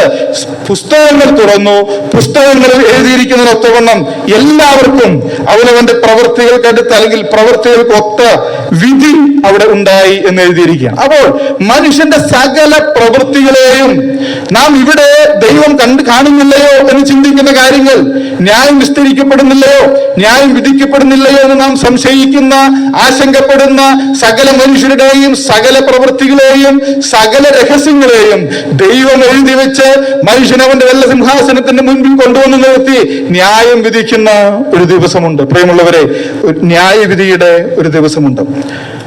ഓരോരുത്തരും അവനവന്റെ പ്രവർത്തികൾക്ക് അടുത്ത വിധിയുണ്ടായി. അത് വിധിയാണ്. അതിനുശേഷം ശിക്ഷ എന്താണെന്ന് പറയുന്നുണ്ട്. ആ ശിക്ഷയെ പറ്റി നാം കാണാം. അല്ലെങ്കിൽ ഇവിടെ വിധിക്കപ്പെട്ട ശിക്ഷ മനുഷ്യൻ അനുഭവിക്കുന്നത് തീപ്പൊയ്കയിലാണ്, രണ്ടാം മരണം എന്നറിയപ്പെടുന്ന നിത്യ നരകത്തിലാണ് എന്നവിടെ രേഖപ്പെടുത്തിയിരിക്കുകയാണ്. അപ്പോൾ ഞാൻ പറഞ്ഞു പോകുന്നതിന്റെ സാരം എന്നുള്ളത്, മനുഷ്യന് അവന്റെ ഇഷ്ടപ്രകാരം എങ്ങനെയെങ്കിലും ഒക്കെ ജീവിച്ച് തനിക്ക് സന്തോഷം ലഭിക്കുന്നു എന്ന് തോന്നുന്ന കാര്യങ്ങളൊക്കെ നിവർത്തിച്ചുകൊണ്ട്, തനിക്ക് ആഗ്രഹമുള്ള കാര്യങ്ങളെല്ലാം ചെയ്തുകൊണ്ട് തന്റെ സുഖത്തിനനുസരിച്ച് ജീവിച്ച് ജീവിതം അവസാനിപ്പിക്കുന്നതോടെ കാര്യങ്ങൾ അവസാനിക്കുന്നില്ല. അങ്ങനെ അവസാനിക്കുന്ന ഒരു ജീവിതമല്ല നമുക്കുള്ളത്. നമുക്കൊരു ന്യായവിധിയുണ്ട്. നമ്മുടെ സകല പ്രവൃത്തികളെയും നമ്മുടെ സകല രഹസ്യങ്ങളെയും ദൈവം ചോദ്യം ചെയ്യുന്ന, ദൈവത്തിന്റെ മുൻപിൽ നാം കണക്ക് കൊടുക്കുവാൻ ആവശ്യമുള്ള നമ്മുടെ പ്രവൃത്തികൾക്കൊത്ത ന്യായവിധി നമുക്ക് വിധിക്കുന്ന, നാം ശിക്ഷ അനുഭവിക്കേണ്ടി വരുന്ന ഒരു വലിയ ന്യായവിധി നമ്മുടെ മുൻപിലുണ്ട്. ഇത് നാം ഭയപ്പെടുവാൻ ആവശ്യമുള്ള ഒരു ന്യായവിധിയാണ്. നേരത്തെ ഞാൻ ഓർപ്പിച്ചതുപോലെ, ഒരിക്കൽ മരിക്കുകയും പിന്നെ ന്യായവിധിയും മനുഷ്യർക്കായി നിയമിക്കപ്പെട്ടിരിക്കുന്നു.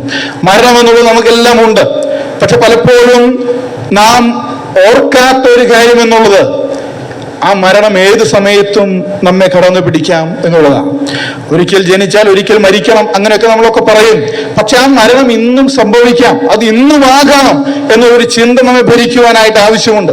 നമ്മുടെ ആയുസ് എത്രയാണ്, ഇനിയും എത്ര മിനിറ്റുകൾ ഈ ലോകത്തിൽ ഈ ആയുസ്സിൽ എനിക്ക് ശേഷിക്കുന്നുണ്ട് എന്ന് ഉറപ്പിച്ചു പറയുവാൻ, ധൈര്യത്തോടെ പറയുവാൻ നമുക്ക് ആർക്കും സാധിക്കില്ല. പലപ്പോഴും പലരും മരണത്തെക്കുറിച്ചും മരണത്തിനപ്പുറത്തുള്ള ന്യായവിധിയെക്കുറിച്ചും മരണത്തിനപ്പുറത്തുള്ള ജീവിതത്തെ പറ്റിയും ഒക്കെ കേൾക്കുമ്പോൾ പലരും ചിന്തിക്കുന്നത്, അതിപ്പോൾ ഈ അടുത്ത കാലത്തൊന്നും എനിക്ക് ബാധകമാകുവാൻ സാധ്യതയില്ലാത്ത, ഒരു സാധ്യതയുമില്ലാത്ത, വിദൂര സാധ്യത പോലും ഇല്ലാത്ത എന്തോ ഒരു കാര്യം എന്നുള്ള നിലയിലാണ് മരണത്തെ പറ്റി ആളുകൾ ചിന്തിക്കുന്നത്. ഇന്നത്തെ പത്രം എടുത്തൊന്ന് വായിച്ചു നോക്കുക. അവിടെ നിര്യാതര എന്ന് പറഞ്ഞൊരു പേജ് നമുക്ക് കാണാം. അതിൽ പേര് വന്നിട്ടുള്ള, ചിത്രങ്ങൾ വന്നിട്ടുള്ള ആളുകളെ പറ്റിയൊക്കെ ഒന്ന് വായിച്ചു നോക്കുക. ഇന്നലെ മരിച്ച ആളുകളെ പറ്റിയാണ് നമ്മൾ ആ പേജിൽ കാണുന്നത്. ആ ആളുകളൊക്കെ ഇന്നലെ നേരം വിളിച്ച് എഴുന്നേറ്റപ്പോൾ ഞാൻ ഇന്ന് മരിക്കുമെന്ന് പ്രതീക്ഷിച്ചവരാണോ? അല്ല. അങ്ങനെ പ്രതീക്ഷിച്ചവരും ഒരുപക്ഷെ അതിൽ ചുരുക്കം കാണാം. എന്നാൽ ജീവിതത്തിൽ വളരെ ലക്ഷ്യങ്ങളോടുകൂടെ, ജീവിതത്തിൽ വളരെ പ്രതീക്ഷകളോടുകൂടെ, ജീവിതത്തിൽ വളരെ സ്വപ്നങ്ങളോടുകൂടി മുൻപോട്ട് പോയ ആളുകൾ, വാഹനങ്ങൾ ഓടിച്ച് മുൻപോട്ട് പോയ ആളുകൾ, ബസ്സുകളിൽ യാത്ര ചെയ്ത ആളുകൾ, മാർക്കറ്റിൽ പോയ ആളുകൾ, കോളേജുകളിലേക്ക് പോയ യുവാക്കളായിരിക്കുന്ന ആളുകൾ, സ്വന്തം മക്കളുടെ വിവാഹം ക്ഷണിക്കുവാൻ പോയ ആളുകൾ, വിവാഹം കഴിഞ്ഞ നവവധൂവരന്മാർ, കൊച്ചു കുഞ്ഞുങ്ങൾ, ഇങ്ങനെയുള്ള ആളുകളുടെ ഒക്കെ മരണം ഓരോ ദിവസവും സംഭവിക്കുന്നുണ്ട്. അപ്പോൾ ഇത് നമുക്കും ബാധകമാണ്. നമ്മൾ ആരും ഇതിൽ നിന്ന് ഒഴിവുള്ളവരല്ല. മരണം ഏത് സമയത്തും നമ്മെ കടന്നു പിടിക്കാവുന്ന ഒരു യാഥാർത്ഥ്യമാണ്. എനിക്ക് വലിയ പ്രായമൊന്നുമില്ല, എനിക്ക് വലിയ രോഗങ്ങളൊന്നുമില്ല എന്നുള്ളത് നമ്മുടെ ആയുസ്സിനെ നീട്ടിത്തരുവാൻ തക്കവണ്ണം ഉള്ള ഒരു വസ്തുതയല്ല എന്ന് നാം ഓർക്കുവാനായിട്ട് ആവശ്യമുണ്ട്. അപ്പോൾ മരണത്തിനപ്പുറത്തൊരു ന്യായവിധിയുണ്ട്. അതുകൊണ്ട് ഈ ന്യായവിധി നാം പരിഗണിക്കുവാൻ, അത് നാം ഭയപ്പെടുവാൻ ആവശ്യമുള്ള ഒരു ന്യായവിധിയാണ്. ഈ ന്യായവിധിയിലൂടെ കടന്നു വരുന്ന ശിക്ഷയെ പറ്റി തെസ്സലോനിക്കർക്കെതിരെ 2-ാം ലേഖനം 1-ാം അധ്യായം 10-ാം വാക്യം നാം ഇങ്ങനെ വായിക്കുന്നത്, കർത്താവിന്റെ സന്നിധാനവും അവന്റെ വല്ലഭത്വത്തോടു കൂടിയ മഹത്വവും വിട്ടകന്ന് നിത്യനാശമെന്ന ശിക്ഷാവിധി അനുഭവിക്കും. അപ്പോൾ നിത്യമായിരിക്കുന്ന ഒരു ശിക്ഷാവിധി, നിത്യ അഗ്നി, നിത്യമായിരിക്കുന്ന നരകം, ഇത് മനുഷ്യനെ കാത്തിരിക്കുന്നു. ഒരു ന്യായവിധി മനുഷ്യനെ കാത്തിരിക്കുന്നു. ഇത് മനുഷ്യനെ ഭയപ്പെടുത്തേണ്ട ഒരു വസ്തുതയാണ്. ഇതാണ് നാം വായിച്ച വാക്യത്തിൽ, നാം വായിച്ച യോഹന്നാന്റെ 1-ാം ലേഖനം 4-ാം അധ്യായം 17-ാം വാക്യമാണ് നാം പ്രാരംഭത്തിൽ വായിച്ചത്. ആ വാക്യത്തിൽ നാം കാണുന്ന ഒന്നാമത്തെ വസ്തുത, മനുഷ്യൻ ഭയപ്പെടുവാൻ ആവശ്യമുള്ള ഭയാനകമായിരിക്കുന്ന ഒരു ന്യായവിധി മനുഷ്യനെ കാത്തിരിക്കുന്നത്. രണ്ടാമത്തെ വസ്തുത, നാം ആ വാക്യം ഇങ്ങനെയാണ് വായിക്കുന്നത്, ഒരിക്കലും കൂടെ വായിക്കാം. ന്യായവിധി ദിവസത്തിൽ നമുക്ക് ധൈര്യമുണ്ടാവാൻ തക്കവണ്ണം ഇതിനാൽ സ്നേഹം നമ്മോട് തികഞ്ഞിരിക്കുന്നു. ഒരു ന്യായവിധിയുണ്ട്, അത് നമ്മെ അധൈര്യപ്പെടുത്തേണ്ടതാണ്, നമ്മെ ഭയപ്പെടുത്തേണ്ടതാണ്. രണ്ടാമത്തെ വസ്തുത, ഇത്ര ഭയാനകമായിരിക്കുന്ന ഒരു ന്യായവിധി ഉണ്ട് എന്നുള്ളത് യാഥാർത്ഥ്യമായിരിക്കുമ്പോഴും ആ ന്യായവിധി സംബന്ധിച്ച് നമുക്ക് ധൈര്യം നൽകുന്ന, ആ ന്യായവിധിയെ സംബന്ധിച്ചുള്ള ഭയം നമ്മിൽ നിന്ന് എടുത്തു കളയുന്ന ഒരു ദൈവ സ്നേഹത്തെ പറ്റി നാം അവിടെ വായിക്കുകയാണ്. ഇന്ന് ആളുകൾ ഈ ന്യായവിധിയെ സംബന്ധിച്ചിടത്തോളമുള്ള ഏതെങ്കിലും വിധത്തിലുള്ള ഒരു ധാരണ ഉള്ളവരാണ്. ഒരുപക്ഷെ കൃത്യമായിരിക്കുന്ന ഒരു ധാരണയില്ലെങ്കിലും ഞാനൊരു പാപിയാണെന്നും പരിശുദ്ധനായിരിക്കുന്ന ഒരു ദൈവമുണ്ട്, ഒരു ഈശ്വരനുണ്ട്, ആ ഈശ്വരന്റെ മുൻപിൽ ഞാൻ വളരെ അയോഗ്യനാണ് എന്നുള്ളൊരു ബോധം മനുഷ്യനെ ഭരിക്കുന്നത് കൊണ്ട്, അത് മനുഷ്യൻ ഉൾപ്പെടുന്ന വിശ്വസിക്കുന്ന ഏത് ആശയവുമാകട്ടെ, ഏത് വിശ്വാസമോ ഏത് മതങ്ങളോ ആകട്ടെ, മനുഷ്യനൊരു ചിന്തയുണ്ട്, ദൈവത്തിന്റെ മുൻപിൽ ഞാൻ നാളെ നിൽക്കേണ്ടി വരും, ദൈവം പരിശുദ്ധനാണ്, ഈശ്വരൻ പരിശുദ്ധനാണ്, എന്നാൽ ഞാൻ അത്ര കണ്ട് പരിശുദ്ധനല്ല, എന്നിൽ കുറവുകളുണ്ട്. അതുകൊണ്ട് മനുഷ്യൻ ചിന്തിക്കുകയാണ്, എന്റെ മേൽ ഈശ്വരന്റെ കോപമുണ്ട്, ഈശ്വര കോപമുണ്ട് എന്റെ മേൽ, അതുകൊണ്ട് ഈ ഈശ്വര കോപം ഒന്ന് നീങ്ങിക്കിട്ടണം, ഈശ്വര പ്രസാദം ഒന്ന് നേടിയെടുക്കണം, ദൈവത്തിന്റെ പ്രസാദം എനിക്ക് ലഭിക്കണം. അതിനുവേണ്ടി മനുഷ്യൻ അധ്വാനിക്കുകയാണ്, മനുഷ്യൻ നെട്ടോട്ടമോടുകയാണ്. മനുഷ്യൻ പറയുന്ന പല വാക്കുകൾ, പല പേരുകൾ, പല ആശയങ്ങൾ ഉണ്ടായിരിക്കാം. എനിക്ക് സ്വർഗത്തിൽ പോകണം, അല്ലെങ്കിൽ മോക്ഷം കിട്ടണം, ആത്മാവിന് നിത്യശാന്തി കിട്ടണം, ഇതൊക്കെയാണ് മനുഷ്യൻ പറയുന്നത്. ആശയം ഇത്രയേ ഉള്ളൂ, ദൈവത്തിന് എന്റെ മേൽ പ്രസാദിക്കുവാൻ സാധിക്കില്ല, എന്നിൽ കുറവുകളുണ്ട്, എന്നിൽ പാപങ്ങളുണ്ട്, അതുകൊണ്ട് ഈശ്വരന്റെ കോപമാണ് എന്റെ മേലുള്ളത്. മനുഷ്യൻ ഭയപ്പെടുകയാണ്, എന്റെ ജീവിതത്തിൽ വരുന്ന പ്രശ്നങ്ങൾ, എനിക്ക് വരുന്ന രോഗം, എന്റെ ഭവനത്തിലുള്ളവർക്ക് വരുന്ന രോഗം, എന്റെ കുഞ്ഞുങ്ങൾക്ക് വരുന്ന അടിക്കടിയുള്ള രോഗം, അല്ലെങ്കിൽ ഇങ്ങനെയുള്ള നിരവധി പ്രയാസങ്ങൾ, ഇതൊക്കെ എന്റെ മേലുള്ള ഈശ്വര കോപത്തിന്റെ പ്രതിഫലനങ്ങളാണ്. ദൈവം കോപിച്ചിരിക്കുന്നു, എങ്ങനെയെങ്കിലും ഈശ്വരന്റെ പ്രസാദം നേടിയെടുക്കണം. അത് ഭൗതികമായിരിക്കുന്ന കാര്യങ്ങളാണ്. ഈ ഭൂമിയിൽ നിന്ന് മാറ്റപ്പെട്ടാൽ ഈശ്വരന്റെ സന്നിധിയിലേക്ക്, ദൈവത്തിന്റെ സന്നിധിയിലേക്ക്, പറുദീസയിലേക്ക് ചെല്ലണം. അതിനുവേണ്ടി എന്റെ പാപങ്ങൾക്ക് പരിഹാരം വരണമെന്ന് ആഗ്രഹിച്ചുകൊണ്ട് അതിനുവേണ്ടി മനുഷ്യൻ നടത്തുന്ന നെട്ടോട്ടമാണ് നമുക്ക് ചുറ്റിലും നമുക്ക് കാണുവാനായിട്ട് സാധിക്കുന്നത്. എന്തൊക്കെയാണ് മനുഷ്യൻ ചെയ്ത്? മനുഷ്യൻ അതിനുവേണ്ടി യാത്രകൾ നടത്തുന്നു, അതിനുവേണ്ടി ശാരീരിക ക്ലേശങ്ങൾ സഹിക്കുവാൻ തയ്യാറാകുന്നു, വളരെയധികം പണം മുടക്കുവാൻ മനുഷ്യൻ തയ്യാറാകുന്നു, മോക്ഷം കിട്ടുവാൻ, പാപപരിഹാരം കിട്ടുവാൻ, ദൈവപ്രസാദം കിട്ടുവാൻ. ഒരു പടി കൂടെ കടന്നു പറഞ്ഞാൽ എത്രയോ ക്രൂരമായിരിക്കുന്ന കാര്യങ്ങൾ ചെയ്യുവാനും മനുഷ്യൻ തയ്യാറാകുന്നു. നമ്മുടെ അടുത്ത ജില്ലയാണല്ലോ പാലക്കാട് ജില്ല. പാലക്കാട് ജില്ലയിൽ പൂളക്കാട് എന്ന് പറയുന്ന ഒരു സ്ഥലമുണ്ട്. അവിടെ ചില വർഷങ്ങൾക്ക് മുൻപ്, ഒരു 4-5 വർഷങ്ങൾക്ക് മുൻപ് നടന്ന ഒരു സംഭവം, ഒരു വീട്ടിൽ നിന്ന് ഒരു പുലർച്ചെ 4 മണിയായപ്പോൾ ഒരു സ്ത്രീ പോലീസ് സ്റ്റേഷനിലേക്ക് വിളിച്ചു. തലേ ദിവസം അവർ അടുത്തുള്ള വീട്ടിൽ ചെന്ന് പോലീസ് സ്റ്റേഷനിൽ നമ്പറൊക്കെ വാങ്ങിയിട്ട് വന്നു. പുലർച്ചെ 4 മണിയായപ്പോൾ പോലീസ് സ്റ്റേഷനിലേക്ക് ഒരു വിളി വന്നു. അവർ പറഞ്ഞു, ഇങ്ങനെയാണ്, ഞാൻ എൻ്റെ വീടിനകത്തുള്ള ശുചിമുറിയിൽ, ബാത്റൂമിൽ 6 വയസ്സുള്ള എൻ്റെ മകനെ കൊന്നിട്ടിട്ടുണ്ട്, നിങ്ങളൊന്ന് വരണം. എന്നിട്ട് പറഞ്ഞു, അവർ ചോദിച്ചു, നിങ്ങൾ എന്തിനാ മകനെ കൊന്നത്? അവർ പറഞ്ഞ മറുപടി, ദൈവത്തെ പ്രസാദിപ്പിക്കാൻ വേണ്ടിയാണെന്നുള്ളതാണ്. ഒരു പക്ഷേ അവരൊന്നും അതിന്റെ ശിക്ഷ അനുഭവിക്കുന്നില്ല, മാനസിക വിഭ്രാന്തി എന്നൊക്കെയുള്ള പേരിൽ. പക്ഷേ ഒരു കുറ്റകൃത്യം ചെയ്തിട്ട് പോലീസ് സ്റ്റേഷനിൽ വിളിച്ചത് പറയാനുള്ള ബോധമൊക്കെ അവർക്കുണ്ടായിരുന്നു. സ്വന്തം കുഞ്ഞിന്, ആ വീട്ടിലെ മറ്റുള്ളവരെ അറിഞ്ഞില്ല. പോലീസ് വന്നപ്പോഴാണ് ഭർത്താവും ആ മരിച്ച കുഞ്ഞിന്റെ ഒരു സഹോദരനും ആ വീട്ടിലുണ്ട്, അവരൊക്കെ ഈ കാര്യങ്ങൾ അറിയുന്നത്. സ്വന്തം കുഞ്ഞിനെ ബാത്റൂമിൽ കൊണ്ടുപോയി കഴുത്തറത്ത് കൊന്നു. എന്തിനു വേണ്ടിയാ? ദൈവപ്രസാദം കിട്ടാൻ. എന്നിട്ട് ചെയ്ത പ്രവൃത്തി എത്രയോ കൂടുതൽ പാപകരമാണ്. ഞാൻ ആ വിഷയങ്ങളിലേക്ക് പോകുന്നില്ല. ഞാൻ പറയുവാൻ ഉദ്ദേശിച്ച കാര്യം ഇതാണ്, ഈശ്വരൻ എന്റെ മേൽ പ്രസാദമില്ല എന്നൊരു ബോധ്യം മനുഷ്യനെ ഭരിക്കുമ്പോൾ, ദൈവത്തിന് എന്റെ മേൽ കോപമുണ്ട് എന്നൊരു തോന്നൽ മനുഷ്യനുണ്ടാകുമ്പോൾ, ആ ബോധ്യം മനുഷ്യനുണ്ടാകുമ്പോൾ, ഞാനൊരു പാപിയാണ്, ദൈവം എന്നെ ശിക്ഷിക്കുമെന്നുള്ള തിരിച്ചറിവ് മനുഷ്യനുണ്ടാകുമ്പോൾ, അതിൽ നിന്നും മോചനം നേടുവാൻ, ആ കുറ്റബോധത്തിൽ നിന്നും മോചനം നേടുവാൻ, ഈശ്വര പ്രസാദം എങ്ങനെയെങ്കിലും ഒന്ന് തിരികെ പിടിക്കുവാനായിട്ട് മനുഷ്യൻ പരിശ്രമിക്കുമ്പോൾ, അത് എത്രമാത്രം ഏതൊക്കെ തലങ്ങളിലേക്കാണ് കടന്നു പോകുന്നത്. കേരളത്തെ സംബന്ധിച്ചിടത്തോളം ഞാനിപ്പോൾ പറഞ്ഞത് ഒരു ഒറ്റപ്പെട്ട സംഭവമായിരിക്കാം, എന്നാൽ നമുക്കറിയാം അങ്ങനെയല്ല. നിരവധി സംഭവങ്ങൾ, നിരവധി വാർത്തകൾ ഇതിന് സമാനമായത് നമ്മുടെ രാജ്യത്തിന്റെ മറ്റു ഭാഗങ്ങളിലൊക്കെ നാം പലപ്പോഴും കേൾക്കാറുണ്ട്. ഞാനൊരു പാപിയാണ്, ഈശ്വരൻ എന്നിൽ പ്രസാദമില്ല, ഞാൻ ശിക്ഷയ്ക്ക് യോഗ്യനാണെന്നുള്ള തിരിച്ചറിവ് മനുഷ്യനെ എന്തുമാത്രം അസ്വസ്ഥനാക്കുന്നു, എന്തുമാത്രം പണം അത് നിമിത്തം മനുഷ്യൻ ചിലവാക്കാൻ തയ്യാറാകുന്നു, എന്തുമാത്രം ശാരീരിക ക്ലേശങ്ങൾ അത് നിമിത്തം അനുഭവിക്കുവാൻ മനുഷ്യൻ തയ്യാറാകുന്നു. പക്ഷേ മനുഷ്യൻ ചെയ്യുന്ന ഏത് പ്രവൃത്തികൾ കൊണ്ടാണ്, മനുഷ്യൻ അനുഷ്ഠിക്കുന്ന ഏത് ആചാരങ്ങൾ കൊണ്ടാണ്, മനുഷ്യൻ പിൻപറ്റുന്ന ഏത് വിശ്വാസം കൊണ്ടാണ്, ഏത് പ്രത്യയശാസ്ത്രം കൊണ്ടാണ് വരുവാനിരിക്കുന്ന ന്യായവിധി ദിവസത്തെ സംബന്ധിച്ചുള്ള ധൈര്യം മനുഷ്യന് കിട്ടുന്നത്? എന്റെ ന്യായവിധി നീങ്ങിപ്പോയി എന്ന് പറയുവാൻ തക്കവണ്ണം ആ ന്യായവിധി ദിവസത്തിൽ ധൈര്യത്തോടുകൂടെ പ്രാഗൽഭ്യത്തോടുകൂടെ ന്യായാധിപനായിരിക്കുന്ന ദൈവത്തിന്റെ മുൻപാകെ നിൽക്കുവാൻ ഞാൻ ചെയ്ത ഇന്ന പ്രവൃത്തികളുടെ അടിസ്ഥാനത്തിൽ എനിക്ക് യോഗ്യത വന്നിരിക്കുന്നെന്ന് മനുഷ്യനെ പറയുവാൻ പര്യാപ്തനാക്കുന്ന ഏത് പ്രവൃത്തിയാണ്, ഏത് പരിശ്രമമാണ് ലോകത്തിനുള്ളത്? ഒന്നുമില്ല. എന്നാൽ ഇവിടെ പറയുന്ന ഈ സത്യം എന്നുള്ളത് ന്യായവിധി ദിവസത്തിൽ നമുക്ക് ധൈര്യമുണ്ടാവാൻ തക്കവണ്ണം ഇതിനാൽ സ്നേഹം നമ്മോട് തികഞ്ഞിരിക്കുന്നു. ന്യായവിധി ദിവസത്തിൽ ധൈര്യത്തോടുകൂടെ നിൽക്കുവാൻ എന്നെ നിങ്ങളെ പര്യാപ്തരാക്കുന്ന ഒരേ ഒരു കാര്യം എന്നുള്ളത് അത് ദൈവസ്നേഹമാണ്. ഒരേ ഒരു ആശയം, ഒരേ ഒരു സന്ദേശം, അത് ദൈവസ്നേഹത്തിന്റെ സന്ദേശമാകുന്ന സുവിശേഷ സന്ദേശമാണ്. എന്നെ കേട്ടുകൊണ്ടിരിക്കുന്ന കർത്താവിന്റെ ഹൃദയത്തിൽ സ്വീകരിച്ച് രക്ഷിക്കപ്പെട്ട ദൈവമക്കളോട് ഒരു വാക്ക് ഇതിനോടൊപ്പം സൂചിപ്പിക്കുവാൻ ഞാൻ ആഗ്രഹിക്കുകയാണ്. പ്രിയമുള്ളവരെ, ഈ ഒരു ആശയം നമ്മുടെ കൈകളിലേ ഉള്ളൂ.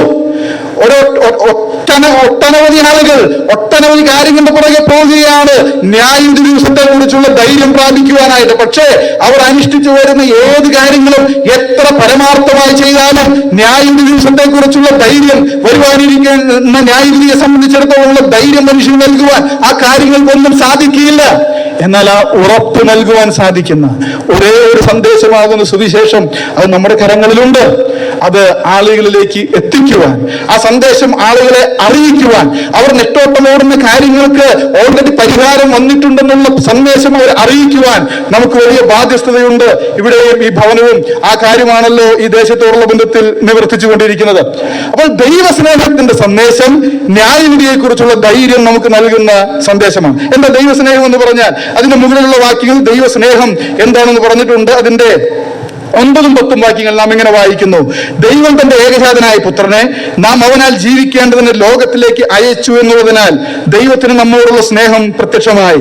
നാം ദൈവത്തെ സ്നേഹിച്ചതല്ല, അവൻ നമ്മെ സ്നേഹിച്ചു, തന്റെ പുത്രനെ നമ്മുടെ പാപങ്ങൾക്ക് പ്രായശ്ചിത്തമാകുവാൻ അയച്ചത് തന്നെ സാക്ഷാൽ സ്നേഹമാകുന്നു.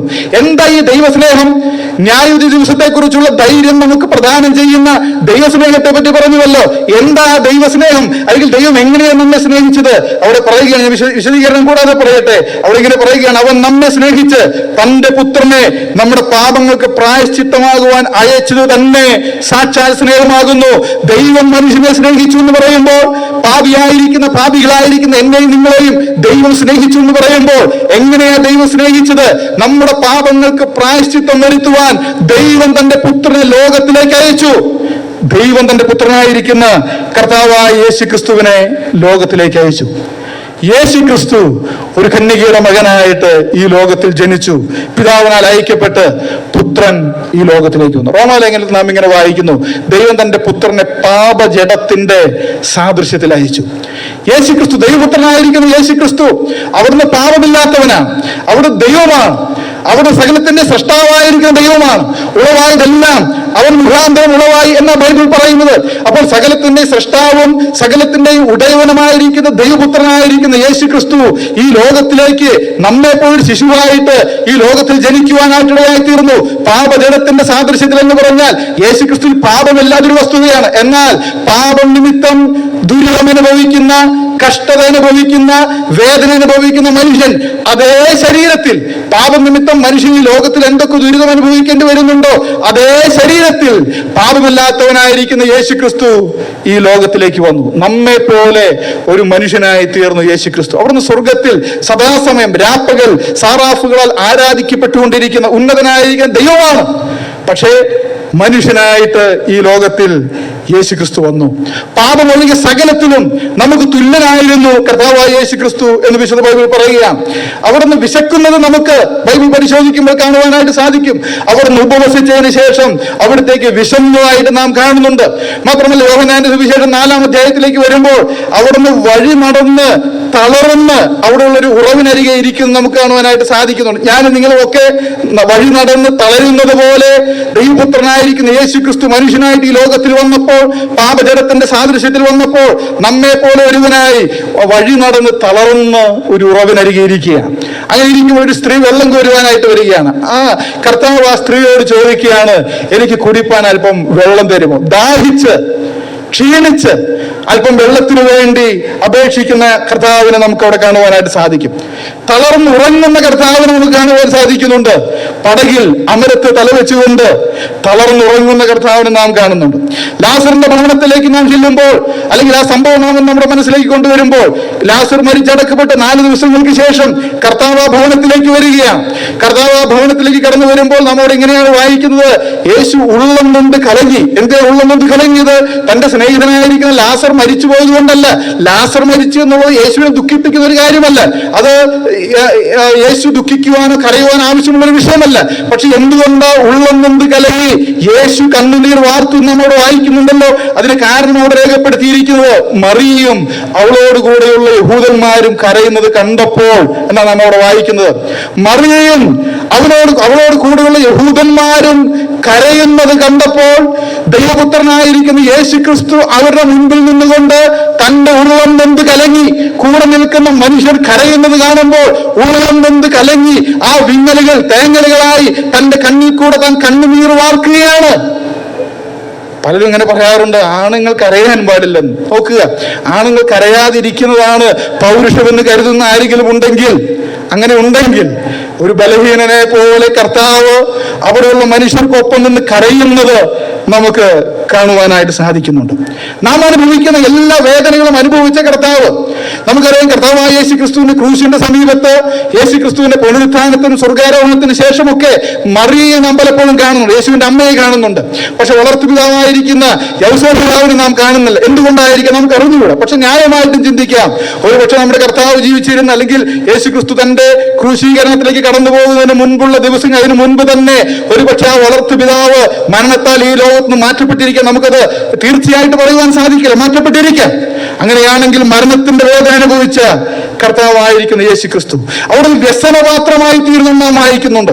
അവിടുന്ന് രോഗം സ്വീകരിച്ചവനായിരുന്നു നാം വായിക്കുന്നു. ഞാൻ ഈ കാര്യങ്ങളൊക്കെ പറഞ്ഞു വന്നത്, അത്യുന്നതനായിരിക്കുന്ന ദൈവപുത്രനായിരിക്കുന്ന യേശു ക്രിസ്തു നമ്മെ പോലൊരു മനുഷ്യനായി, ഒരു സൂപ്പർ ഹ്യൂമൻ ആയിട്ടൊന്നുമല്ല, നമ്മെ പോലൊരു സാധാരണ മനുഷ്യനായി, വേദന അനുഭവിക്കുന്ന മനുഷ്യനായി, കഷ്ടം അനുഭവിക്കുന്ന മനുഷ്യനായി, രോഗങ്ങൾ അനുഭവിക്കുന്ന മനുഷ്യനായി യേശു ക്രിസ്തു ലോകത്തിൽ വരുവാനായിട്ടിടയായി തീർന്നു.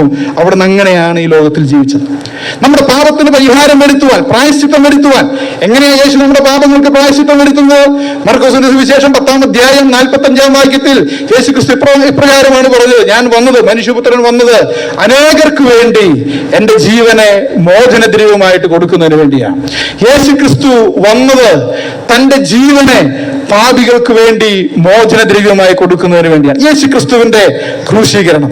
കർത്താവായ യേശു ക്രിസ്തുവിനെ ഗെത്സമന തോട്ടത്തിൽ നമുക്ക് കാണാം. ഗെത്സമന തോട്ടത്തിൽ അവിടെ പ്രാർത്ഥിക്കുന്ന കർത്താവിനെ നാം നോക്കുമ്പോൾ അവിടെ നാം ഇങ്ങനെയാണ് കാണുന്നത്. കർത്താവ് പറയുകയാണ്, കർത്താവ് അവിടെ ഭ്രമിക്കുവാനും വ്യാകുലപ്പെടുവാനും തുടങ്ങി. കർത്താവ് അനുഭവിക്കുന്ന മാനസിക വ്യത, താൻ ക്രൂശീകരണത്തിലേക്ക് നടന്നു നീങ്ങുകയാണ്, താൻ ക്രൂശിക്കപ്പെടുവാനായിട്ട് പോവുകയാണ്. ഘോരമായിരിക്കുന്ന മരണം തന്റെ മുൻപിൽ താൻ കാണുകയാണ്.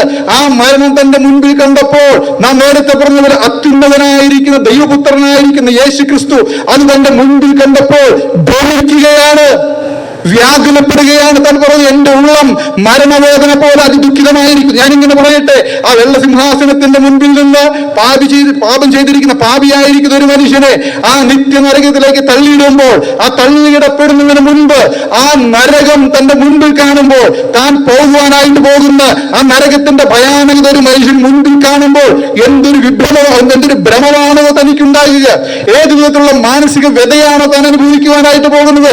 അതേ വ്യത കർത്താവായിരിക്കുന്ന യേശു ക്രിസ്തു ക്രൂശുകളുടെ മുൻപിൽ കണ്ടുകൊണ്ട് ഗെത്സമന തോട്ടത്തിൽ വെച്ച് അനുഭവിക്കും നമുക്ക് കാണുവാനായിട്ട് സാധിക്കും. ആ വ്യതയുടെ തീവ്രത കൊണ്ടാണ് അവന്റെ വിയർപ്പ് നിലത്ത് വീഴുന്ന വലിയ ചോരത്തുള്ളികൾ പോലെയായത്. കർത്താവ് യേശുക്രിസ്തുവിനെ അവർ പിടിച്ചുകൊണ്ടുപോയി. യേശുക്രിസ്തുവിനെ വാറുകൊണ്ട് അടുപ്പിക്കുവാൻ ഏൽപ്പിച്ചു കൊടുത്തെന്ന് വായിക്കുന്നു. കർത്താവായിരിക്കുന്ന യേശുക്രിസ്തു ആ വാറുകൊണ്ടുള്ള അടികൾ ഏൽക്കുമ്പോൾ ഉഴവുചാലുകൾ നീളത്തിൽ കീറി എന്നും സങ്കീർത്തനത്തിൽ വായിക്കുന്നത് പോലെ കർത്താവിന്റെ ശരീരത്തോടെ അവർ ചെയ്യുമ്പോൾ സാധാരണ ഒരു മനുഷ്യനത് അനുഭവിച്ചാൽ എപ്രകാരമായിരിക്കുമോ അതുപോലെ തന്നെ അതേ വേദനയുടെ തീവ്രതയിൽ യേശുക്രിസ്തു അനുഭവിക്കുവാനായിട്ടായിത്തീർന്നു. അവനെ 2 കള്ളന്മാരുടെ നടുവിൽ ക്രൂശിച്ചു. അതൊരു വലിയ നിന്ദയാണ്. 2 കള്ളന്മാരുടെ നടുവിൽ യേശുവിനെ ക്രൂശിക്കുന്നുള്ളത് വളരെ വലിയ നിന്ദയാണ്. മാത്രമോ അവനെ മഹാപുരോഹിതന്മാരും മൂപ്പന്മാരും അവനെ പരിഹസിക്കുന്നു, കടന്നു പോകുന്നവർ അവനെ പരിഹസിക്കുന്നു, കൂടെ ക്രൂശിക്കപ്പെട്ട ദുഷ്പ്രവർത്തിക്കാർ അവനെ പരിഹസിക്കുന്നതിന്റെ വിഷയം ഒന്ന് മാത്രമാണ്: എവിടെയാണ് നിന്റെ പിതാവ്? നിന്റെ പിതാവിന് നിന്ന് പ്രസാദമുണ്ടെന്ന് എത്രത്തോളം അവകാശപ്പെട്ടതാണ്. അങ്ങനെയാണെങ്കിൽ നീ ദൈവപുത്രനാണെങ്കിൽ അവൻ നിന്നെ വിടുവിക്കട്ടെ, നീ രക്ഷപ്പെട്, നീ തന്നെ ഇറങ്ങുക, ഞങ്ങളെയും കൂടെ രക്ഷിക്കെന്ന് പറഞ്ഞുകൊണ്ട് ദൈവപുത്രനായിരിക്കുന്ന യേശുക്രിസ്തുവിന്റെ ദൈവപുത്രൻ എന്നുള്ള അസ്തിത്വത്തെ ചോദ്യം ചെയ്തുകൊണ്ട് പരിഹസിക്കുന്ന പരിഹാസം നമുക്കവിടെ കാണാം. നിന്ന് എന്റെ ഹൃദയത്തെ തകർത്തു എന്ന് കർത്താവ് പറഞ്ഞത് അതുകൊണ്ടാണ്. അന്ധകാരത്തിന്റെ അനുഭവം കർത്താവ് അനുഭവിച്ചില്ലേ? ഘോരമായിരിക്കുന്ന ഉഷ്ണത്തിന്റെ അനുഭവം 22-ാം സങ്കീർത്തനം വായിക്കുമ്പോൾ നമുക്കത് കാണുവാനായിട്ട് സാധിക്കും. കഠിനമായിരിക്കുന്ന ദാഹത്തിന്റെ അനുഭവത്തിലൂടെ കർത്താവ് പോകുവാനായിട്ട് ഇടയായിത്തീർന്നു. ഇതൊക്കെ നരകത്തിന്റെ വിശദീകരണങ്ങളാണ്, നമുക്കറിയാം. മാത്രമല്ല, ഒടുവിൽ ക്രൂശിൽ കിടന്നുകൊണ്ട് കർത്താവ് നിലവിളിക്കുന്ന ഒരു നിലവിളിയുണ്ട്: എന്റെ ദൈവമേ നീ എന്നെ കൈവിട്ടതെന്ത്?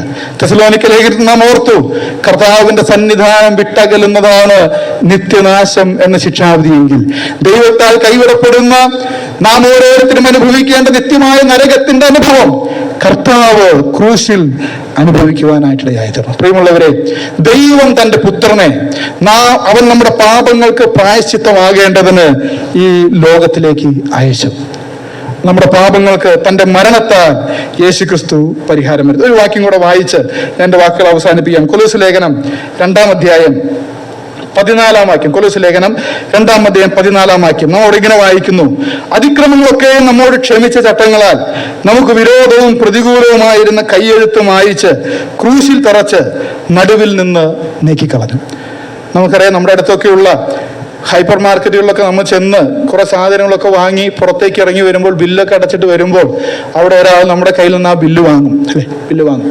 ബില്ല് വാങ്ങിയിട്ട് അദ്ദേഹം ഒരു ചെറിയ മെഷീൻ ഉപയോഗിച്ച് അതിലൊരു തുളയിടും, പഞ്ച് ചെയ്യും. അതിൻ്റെ അർത്ഥം ആ കടം വീടിയത് അല്ലെങ്കിൽ ആ ബില്ല് അടച്ച ബില്ലാണ് എന്നുള്ളതാണ് അതിൻ്റെ അർത്ഥം. അത് പണ്ട് മുതലേ ഉള്ളൊരു പ്രാക്ടീസാണ്. അടച്ചു തീർത്ത ബില്ലിന് തുളയിടുക എന്നുള്ളത് പണ്ട് മുതലേ വ്യാപാരികളുടെ ഇടയിൽ നിലനിന്നിരുന്ന ഒരു രീതിയാണ്. ഇത് അതിൻ്റെ ഒരു ആധുനിക രൂപമാണെന്ന് മാത്രം. ഇവിടെ ദൈവാത്മാവ് പറയുന്നത് എന്താണ്? നമുക്ക് വിരോധവും പ്രതികൂലവുമായിരുന്ന കയ്യെഴുത്ത് മായിച്ച് ക്രൂശിൽ തറച്ച് നടുവിൽ നിന്ന് നീക്കിക്കളഞ്ഞു. പ്രിയമുള്ളവരെ, നമുക്ക് വിരോധമായിട്ടൊരു കയ്യെഴുത്തുണ്ടായിരുന്നു. പുസ്തകങ്ങൾ തുറക്കപ്പെടുമ്പോൾ അതിൽ നമ്മുടെ പ്രവൃത്തികൾ എഴുതിയിട്ടുണ്ട്. അത് ആവശ്യപ്പെടുന്നത് ഞാനും നിങ്ങളും നരകശിക്ഷ അനുഭവിക്കണമെന്നാണ്. ദൈവത്തിന്റെ ന്യായപ്രമാണം ആവശ്യപ്പെടുന്നത് ഞാനും നിങ്ങളും നരകശിക്ഷ അനുഭവിക്കണമെന്നാണ്. നമുക്ക് വിരോധമായിരിക്കുന്ന ശക്തമായിരിക്കുന്ന ഒരു കയ്യെഴുത്ത് ദൈവത്തിന്റെ കരങ്ങളിലുണ്ട്. ആ കയ്യെഴുത്തുമായിട്ട് നിൽക്കുന്ന, ആ തെളിവുമായിട്ട് രേഖയുമായിട്ട് നിൽക്കുന്ന ദൈവത്തിന്റെ മുൻപിലാണ് നാം ന്യായവിസ്താരത്തിന് വേണ്ടി ചെല്ലേണ്ടത്. പക്ഷെ യേശുക്രിസ്തുവിന്റെ ക്രൂശുമരണത്താൽ സംഭവിച്ച എന്താണെന്ന് അറിയാമോ? അതാണ് ഇവിടെ എഴുതിയിരിക്കുന്നത്. നമുക്ക് പ്രതികൂലമായിരിക്കുന്ന കയ്യെഴുത്ത് മായിച്ചു, ക്രൂശിൽ തറച്ചു. അതിന് ഒരു തുള വീണിരിക്കുകയാണ്. നമുക്കെതിരായിട്ടുള്ള കടച്ചീട്ടന്, നമുക്കെതിരെയായിട്ടുള്ള ആ പാപത്തിന്റെ വൃത്താന്തരേഖയ്ക്ക് അതിന് കർത്താവ് പരിഹാരം വരുത്തി. കർത്താവ് അത് കൊടുത്തു തീർത്തു. ലളിതമായിട്ട് പറഞ്ഞാൽ അത് അസാധുവാക്കി തീർത്തു എന്നാണ് ക്രൂശിൽ തറച്ചു എന്ന് പറഞ്ഞാൽ അതിന്റെ അർത്ഥം. അതിനെ തറയ്ക്കുവാനായിട്ടിടയായി. 3 കാര്യങ്ങളാണ്. അത് മായിച്ചു, അത് ക്രൂശിൽ തറച്ചു, അത് നീക്കിക്കളഞ്ഞു. നോക്ക്, നമുക്കെതിരായിട്ടുള്ള കയ്യെഴുത്ത് കർത്താവായിരിക്കുന്ന യേശുക്രിസ്തുവിന്റെ മരണം കൊണ്ട് മായിച്ചു കളഞ്ഞു. അത് അസാധുവാക്കി, അത് ക്രൂശിൽ തറച്ചു, അത് നീക്കിക്കളഞ്ഞു. ഇന്ന് ന്യായവിധിയുടെ മുൻപാകെ ചെന്ന് നിൽക്കുവാൻ നമുക്ക് അധൈര്യപ്പെടുവാനായിട്ട് ആവശ്യമില്ല. എന്തുകൊണ്ട് അധൈര്യപ്പെടുവാനായിട്ട് ആവശ്യമില്ല? നമുക്ക് വിരോധമായിട്ടുള്ള കയ്യെഴുത്തൊന്നും ഇല്ല. അത് മായ്ക്കപ്പെട്ടു, അത് തറയ്ക്കപ്പെട്ടു, അത് നീക്കിക്കളയപ്പെട്ടു. എങ്ങനെ? യേശുക്രിസ്തുവിന്റെ മരണം കൊണ്ട്. കർത്താവായ യേശുക്രിസ്തുവിന്റെ മരണം അത് എന്റെ നിങ്ങളുടെ പാപങ്ങൾക്ക് സമ്പൂർണ്ണ പരിഹാരം വരുത്തുന്നതിന് വേണ്ടിയായിരുന്നു, പാപങ്ങളുടെ കണക്ക് തീർക്കുന്നതിന് വേണ്ടിയായിരുന്നു, പാപക്കടം കൊടുത്തു തീർക്കുന്നതിന് വേണ്ടിയായിരുന്നു, പാപത്തിന്റെ ശിക്ഷയാകുന്ന പിഴ അടച്ചു തീർക്കുന്നതിന് വേണ്ടിയായിരുന്നു. യേശുവിന്റെ മരണത്താൽ നിവൃത്തിയായെന്ന് ഉറക്കെ പ്രഖ്യാപിച്ചുകൊണ്ട് യേശുക്രിസ്തു മരിച്ചുയർത്തെഴുന്നേറ്റതിലൂടെ ആ യാഗമരണത്താൽ നമുക്ക് വിരോധമായിരിക്കുന്ന കടച്ചീട്ട്, നമുക്ക് വിരോധമായിരിക്കുന്ന കൈയെഴുത്ത് നീക്കിക്കളഞ്ഞിരിക്കുന്നു. അല്ലെങ്കിൽ ലളിതമായിട്ട് പറഞ്ഞാൽ നമ്മുടെ പാപങ്ങൾക്ക് സമ്പൂർണ്ണ പരിഹാരം വരുത്തിയിരിക്കുന്നു. ദൈവം തന്റെ പുത്രനെ ഈ ലോകത്തിലേക്ക് പാപജടത്തിന്റെ സാദൃശ്യത്തിൽ അയച്ചു. ദൈവപുത്രനായിരിക്കുന്ന യേശുക്രിസ്തു എനിക്കും നിങ്ങൾക്കും പകരം നമ്മുടെ പാപങ്ങൾ ഏറ്റെടുത്തുകൊണ്ട് ക്രൂശിൽ നമ്മുടെ പാപങ്ങൾക്ക് പരിഹാരം വരുത്തി യാഗമരണമായി തീർന്ന് മരിച്ചുയർത്തെഴുന്നേറ്റതിലൂടെ നമ്മുടെ പാപങ്ങൾക്ക് യേശു പരിഹാരം വരുത്തിയിരിക്കുന്നു. അതിന്റെ തൊട്ടു മുകളിലുള്ള വാക്യത്തിൽ നാം ഇങ്ങനെ വായിക്കുന്നു, ഈ ദൈവസ്നേഹത്തെ നാം അറിഞ്ഞും വിശ്വസിച്ചും ഇരിക്കുന്നു. യേശുക്രിസ്തു വരുത്തിയ പാപപരിഹാരത്തോട് ഒന്നും നാം കൂട്ടിച്ചേർക്കുവാനായിട്ട് ആവശ്യമില്ല. മതങ്ങളൊക്കെ നമ്മോട് പറഞ്ഞുകൊണ്ടിരിക്കുന്ന ചില കാര്യങ്ങൾ നമ്മൾ ഇനി ചെയ്യണം ചെയ്തു നോക്കുക, കിട്ടിയാൽ കിട്ടിയെന്നുള്ളതല്ലേ. എന്നാൽ സുവിശേഷം നമ്മോട് പറയുന്നത്, ദൈവ സ്നേഹത്തിന്റെ സന്ദേശം നമ്മോട് പറയുന്നത്, നിങ്ങൾ ഒന്നും ചെയ്യുവാനായിട്ട് ആവശ്യമില്ല. നിങ്ങളുടെ പാപപരിഹാരത്തിന് വേണ്ടി ഒരു കാലടി പോലും വെക്കുവാനായിട്ട് ആവശ്യമില്ല. പാപപരിഹാരത്തിന് വേണ്ടി ഒരു കാശ് മുടക്കുവാനായിട്ട് ആവശ്യമില്ല. ഒന്നും ചെയ്യണ്ട, യേശു എല്ലാം ചെയ്തു തീർത്തു. എന്നാൽ ഒരേ ഒരു കാര്യം, ഈ സന്ദേശം, ഈ സത്യം നിങ്ങൾ വിശ്വസിച്ച് അംഗീകരിക്കണം. അതൊരു വ്യവസ്ഥയാണ്. ഈ സത്യം നിങ്ങൾ വിശ്വസിച്ച് അംഗീകരിക്കണം. എന്താ വിശ്വസിക്കേണ്ടത്? എനിക്കൊരു ന്യായവിധിയുണ്ട്. എന്റെ ജീവിതയാത്രയിൽ ഞാൻ അഭിമുഖീകരിക്കേണ്ടി വരുന്ന ഒരു ന്യായവിധി മരണത്തിനപ്പുറത്ത് എന്നെ കാത്തിരിക്കുന്നു. നീതിമാനായിരിക്കുന്ന ദൈവം ന്യായം വിധിച്ചാൽ ഞാൻ നിത്യമായിട്ടുള്ള നരകത്തിന് യോഗ്യനാണ്. എന്റെ പരിശ്രമങ്ങൾ കൊണ്ട്, എന്റെ അധ്വാനങ്ങൾ കൊണ്ട് അതിന് മോചനം നേടുവാൻ എനിക്ക് സാധിക്കില്ല. എന്നാൽ അതിന് മോചനം നൽകുവാൻ ആ ന്യായത്തിന്റെ ദിവസത്തെ സംബന്ധിച്ചിടത്തോളം ഭീതി അകറ്റി എനിക്ക് ധൈര്യം നൽകുവാൻ തക്കവണ്ണം ദൈവപുത്രനായിരിക്കുന്ന യേശുക്രിസ്തു പിതാവിനാൽ അയക്കപ്പെട്ട് ലോകത്തിലേക്ക് വന്നു. അവിടുന്ന് ക്രൂശിൽ ഘോരമായിരിക്കുന്ന മരണം അല്ല, എന്റെ നരകം എനിക്ക് പകരം ആ കുരിശിൽ അനുഭവിച്ച് തീർത്തുകൊണ്ട് എന്റെ പാപങ്ങൾക്ക് സമ്പൂർണ്ണ പരിഹാരം വരുത്തി എനിക്ക് വിരോധമായിരിക്കുന്ന ദൈവത്തിന്റെ നിയമത്തിന്റെ ആ രേഖ അത് ക്രൂശിൽ തറച്ചുകൊണ്ട് നടുവിൽ നിന്ന് നീക്കിക്കളഞ്ഞു. പാപങ്ങൾക്ക് സമ്പൂർണ്ണ പരിഹാരം വരുത്തിയത് കൊണ്ട് എന്റെ പാപത്തിന്റെ ശിക്ഷയെ എനിക്ക് ഭയക്കുവാനായിട്ടില്ല. യേശു അതിന് പരിഹാരം വരുത്തിയിട്ടുണ്ട് എന്ന് നിങ്ങൾ ഹൃദയം കൊണ്ട് വിശ്വസിച്ചാൽ, ബൈബിൾ ഇങ്ങനെ പറയുകയാണ്, കർത്താവായ യേശുവിനെ കർത്താവ് എന്ന് വായുകൊണ്ട് ഏറ്റു പറയുകയും ദൈവം നമ്മുടെ പാപപരിഹാരങ്ങൾക്ക് വേണ്ടി മരിച്ച യേശുക്രിസ്തുവിനെ ഉയർത്തെഴുന്നേൽപ്പിച്ചു എന്ന് നിങ്ങൾ ഹൃദയം കൊണ്ട് വിശ്വസിക്കുകയും ചെയ്താൽ നിങ്ങൾ രക്ഷിക്കപ്പെടും. നിങ്ങൾ ദൈവത്തിന്റെ മക്കളായി തീരും. നിങ്ങളുടെ ശിക്ഷാവിധി നീങ്ങും. അതുകൊണ്ട് എൻ്റെ വാക്കുകൾ ഉപസംഹരിക്കുവാനായിട്ട് ആഗ്രഹിക്കുകയാണ്. ഞങ്ങൾ കേട്ട ഈ കോമ്പൗണ്ടിൽ, ഇതിന് പുറത്ത് ഞങ്ങളുടെ ശബ്ദപരിധിയിൽ ഞങ്ങളെ ശ്രവിച്ച ആരെങ്കിലും ന്യായവിധി ദിവസത്തെ സംബന്ധിച്ചിടത്തോളമുള്ള ഉറപ്പില്ലാത്തവരായിട്ട് ഞങ്ങളെ കേട്ടുവെങ്കിൽ, ഇന്ന് മരിച്ചാൽ നാളെ എൻ്റെ അവസ്ഥ എന്താണെന്ന് യാതൊരു നിശ്ചയമില്ലാത്തവരായിട്ട് ഞങ്ങൾ കേട്ടുവെങ്കിൽ, സ്വർഗത്തിൽ പോകണമെന്ന ആഗ്രഹം, അതിനുവേണ്ടി കാര്യങ്ങളൊക്കെ ചെയ്യുന്നത് പക്ഷേ തമ്പുരാൻ തീരുമാനിക്കേണ്ടതിനുള്ള അനിശ്ചിതാവസ്ഥയിൽ ചിന്തിക്കുന്ന ആളുകളുണ്ടെങ്കിൽ, നാം ഈ ഭൂമിയിൽ ജീവിച്ചിരിക്കുമ്പോൾ ജീവനോടെ ഇരിക്കുന്നു. ന്യായവിധി ദിവസത്തെ സംബന്ധിച്ചിടത്തോളമുള്ള, മരണാനന്തര ജീവിതത്തെ സംബന്ധിച്ചിടത്തോളമുള്ള സ്വർഗത്തിന്റെ പ്രത്യാശയുടെ ഉറപ്പ് നൽകുവാൻ നമുക്ക് നൽകുവാൻ സാധിക്കുന്ന പര്യാപ്തമായിരിക്കുന്ന സന്ദേശമാണ് നിങ്ങൾ കേട്ടത്. നാം ചെയ്യേണ്ടത് യേശുക്രിസ്തു വരുത്തിയ പാപപരിഹാര വരിയിൽ വിശ്വസിക്കുക. യേശുക്രിസ്തുവിന്റെ മരണം കൊണ്ട് എന്റെ പാപങ്ങൾക്ക് സമ്പൂർണ്ണ പരിഹാരം വന്നു എന്ന് വിശ്വസിച്ചുകൊണ്ട് ആ യേശുവിനെ നിങ്ങളുടെ ജീവിതങ്ങളിൽ, നിങ്ങളുടെ ജീവിതത്തിന്റെ കർത്താവായിട്ട് സ്വീകരിക്കുക. പാപപരിഹാരത്തിന് വേണ്ടി പരാജിതങ്ങളായിരിക്കുന്ന പരിശ്രമങ്ങൾ ചെയ്തുകൊണ്ടിരിക്കുന്ന എല്ലാം ഉപേക്ഷിച്ചുകൊണ്ട് യേശുവിന്റെ യാഗമരണം കൊണ്ട് എന്റെ പാപങ്ങൾക്ക് പരിഹാരം വന്നു എന്ന് വിശ്വസിച്ച് ആ യേശുവിന് വേണ്ടി നിങ്ങളുടെ ജീവിതം സമർപ്പിച്ച് നിത്യജീവന്റെ ഉടമകളായി തീരുവാൻ നിങ്ങളുടെ എല്ലാ ശ്രോതാക്കളെയും ദൈവം അനുഗ്രഹിക്കട്ടെ എന്ന് ആത്മാർത്ഥമായി പ്രാർത്ഥിക്കുന്നു, ആശംസിക്കുന്നു. ശാന്തമായിട്ട് ഇതുവരെ ഞങ്ങളെ ശ്രദ്ധിച്ച എല്ലാവർക്കും വളരെ ഹൃദയപൂർവ്വം ഞങ്ങളുടെ നന്ദിയെ ഞങ്ങൾ അറിയിക്കുന്നു. ദൈവനാമം വാഴ്ത്തപ്പെടുന്നതാണ്. സഹോദരിയുണ്ട്. ആ സഹോദരിയുടെ ഒരു പാട്ട്, ചെറിയൊരു പാട്ട് കേട്ടായിട്ട് സഹോദരി അക്സ പ്രിൻസിനെ ക്ഷണിച്ചു കൊടുക്കുന്നു.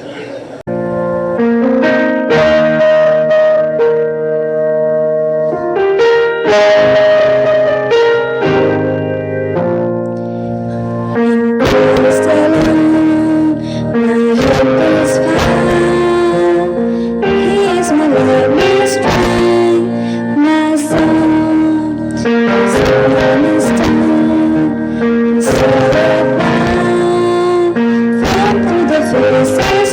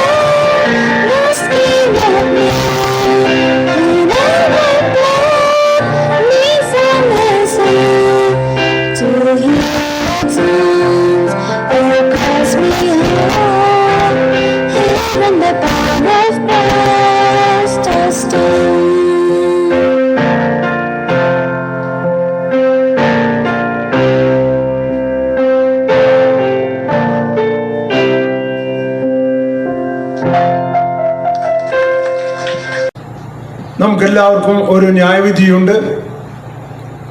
എന്നാൽ നമ്മുടെ കർത്താവായ യേശു ക്രിസ്തു സ്വന്തം രക്ഷകനായി സ്വീകരിക്കുന്നവർക്ക് ആ ന്യായവിധി ഏൽക്കാനില്ല എന്നുള്ള കാര്യം കേൾക്കുവാനായിട്ട് സാധിച്ചതുകൊണ്ട് ആ കർത്താവായ യേശു ക്രിസ്തുവിനെ സ്വന്തം രക്ഷകനായി സ്വീകരിച്ച് ജീവിതത്തിൽ ക്രിസ്തുവും പ്രത്യാശയുള്ളവരായിട്ട് സന്തോഷമുള്ളവരായിട്ട് ജീവിപ്പാൻ തക്കോണം ദൈവം നമ്മെ അവരെയും സഹായിക്കുകയും അനുഗ്രഹിക്കുകയും ചെയ്യുമാറാകട്ടെ.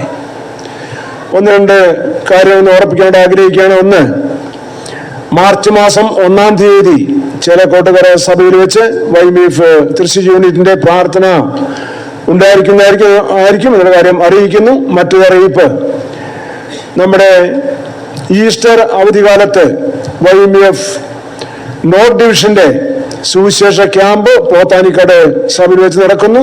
അതിലേക്ക് ഒരുങ്ങുവാനായിട്ട് അപേക്ഷിക്കുകയാണ്.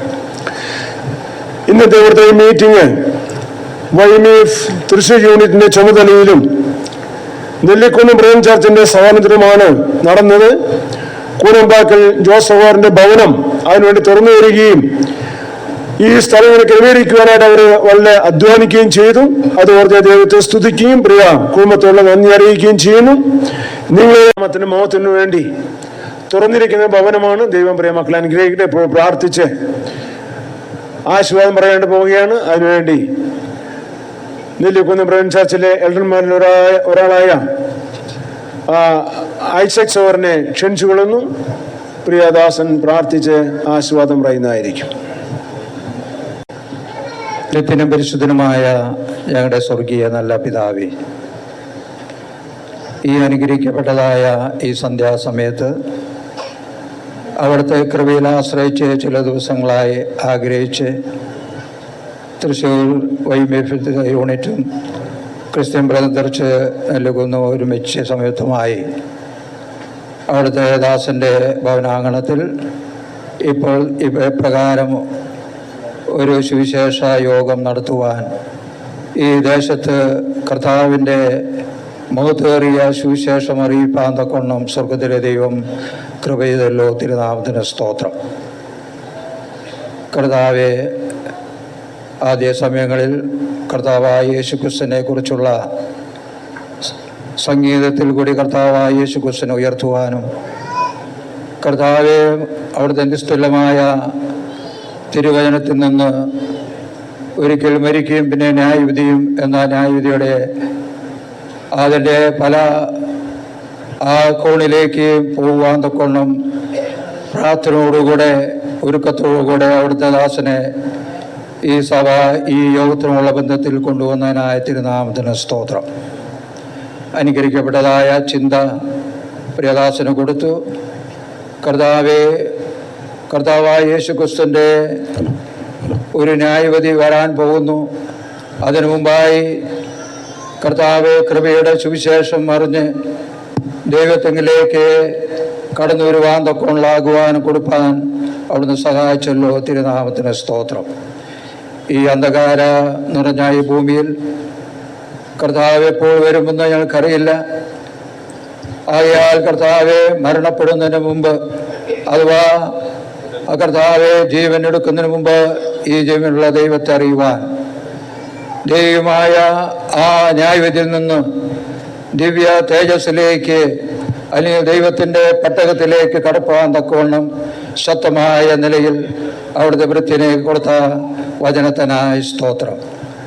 ഈ വചനം കേട്ട ആരെങ്കിലും ഇതുവരെയും കർത്താവിനെ അംഗീകരിച്ചില്ല എങ്കിൽ ഇന്ന് രാത്രി അവരുടെ ഹൃദയം തുറപ്പാൻ തക്കവണ്ണം ഞാൻ പാപിയാണ്, ഈ പാപത്തിൽ നിന്ന് വിടുതൽ പ്രാപിക്കാൻ വേണ്ടി 2000 ചില്ലാനും വർഷങ്ങൾക്ക് മുമ്പ് മനുഷ്യാവതാരം എടുത്ത കർത്താവായ യേശു ക്രിസ്തുവിനെ അംഗീകരിച്ചില്ല എങ്കിൽ ഞാനും ഈ ന്യായത്തിൽ കൂടി അകപ്പെടുമെന്ന് ചിന്തിച്ച് ഒരു തീരുമാനമെടുക്കുവാൻ അവിടുന്ന് ഇടയാക്കണമെന്ന് പ്രാർത്ഥിക്കുന്നു. ഈ വൈമീപ്പിൻ്റെ പ്രവർത്തനത്തോളം സഹായിച്ചു. ഇതിൻ്റെ സംഘാടകർക്കായ സ്തോത്രം. ഇവിടെ കർത്താവെ പല സുവിശേഷ യോഗങ്ങളും നടന്നിട്ടുണ്ട്. എന്നാൽ ഈ രാത്രി ഒരു കർത്താവെ അനേകരുടെ ഹൃദയങ്ങൾ തുറക്കുവാൻ തക്കോണം ഈ ദേശത്തോട് ആ വൈമീഫിൻ്റെ കടപ്പാട് തീർക്കുവാൻ തക്കോണം കർത്താവ് സഹായിച്ചല്ലോ. തിരുനാമത്തിന് സ്തോത്രം. രക്ഷിക്കപ്പെട്ട വീണ്ടെടുക്കപ്പെട്ട എല്ലാ ദൈവജനത്തിനായ സ്തോത്രം. ഹൃദയത്തോളം സഹായിച്ചല്ലോ. തിരുനാമത്തിന് സ്തോത്രം. മൈക്ക് ലൈറ്റ് ആ വ്യവസ്ഥകളൊക്കെ അതിൻ്റെതായ വിധത്തിൽ പ്രവർത്തിപ്പാൻ കർത്താവ് സഹായിച്ചല്ലോ. സ്തോത്രം.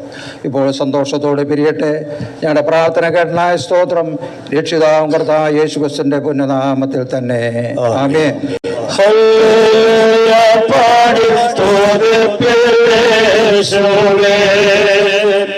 യേശു നാമത്തിനു ജയം അല്ലല്ലമാവ നഗലി കളയുമേ. യേശു രാജാവിനോ ശല്ല നല്ലവനം യേശു രാജൻ വരും സർവ വല്ലഭ യേശുവേ വേഗം വരണമേ. സ്തുതിപ്പിൻ സ്തുതിപ്പിൻ യേശു ദേവനേ. ഹല്ലേലൂയ പാടി സ്തുതിപ്പിൻ സ്തുതിപ്പിൻ യേശു ദേവനേ. പിതാവായ ദൈവത്തിന്റെ സ്നേഹവും കർത്താവായ യേശു ക്രിസ്തുവിന്റെ കൃപയും പരിശുദ്ധാത്മാവിന്റെ കൂട്ടായം സംസർഗവും ഞങ്ങൾ ഓർത്ത എല്ലാ വിഷയത്തിന്മേലും വചനം സംസാരിച്ച അവിടുത്തെ മേലും കേട്ട ജനത്തിന്റെ മേലും ഇന്നെപ്പോഴും ഇരിക്കുമാറാകട്ടെ. ആമേൻ.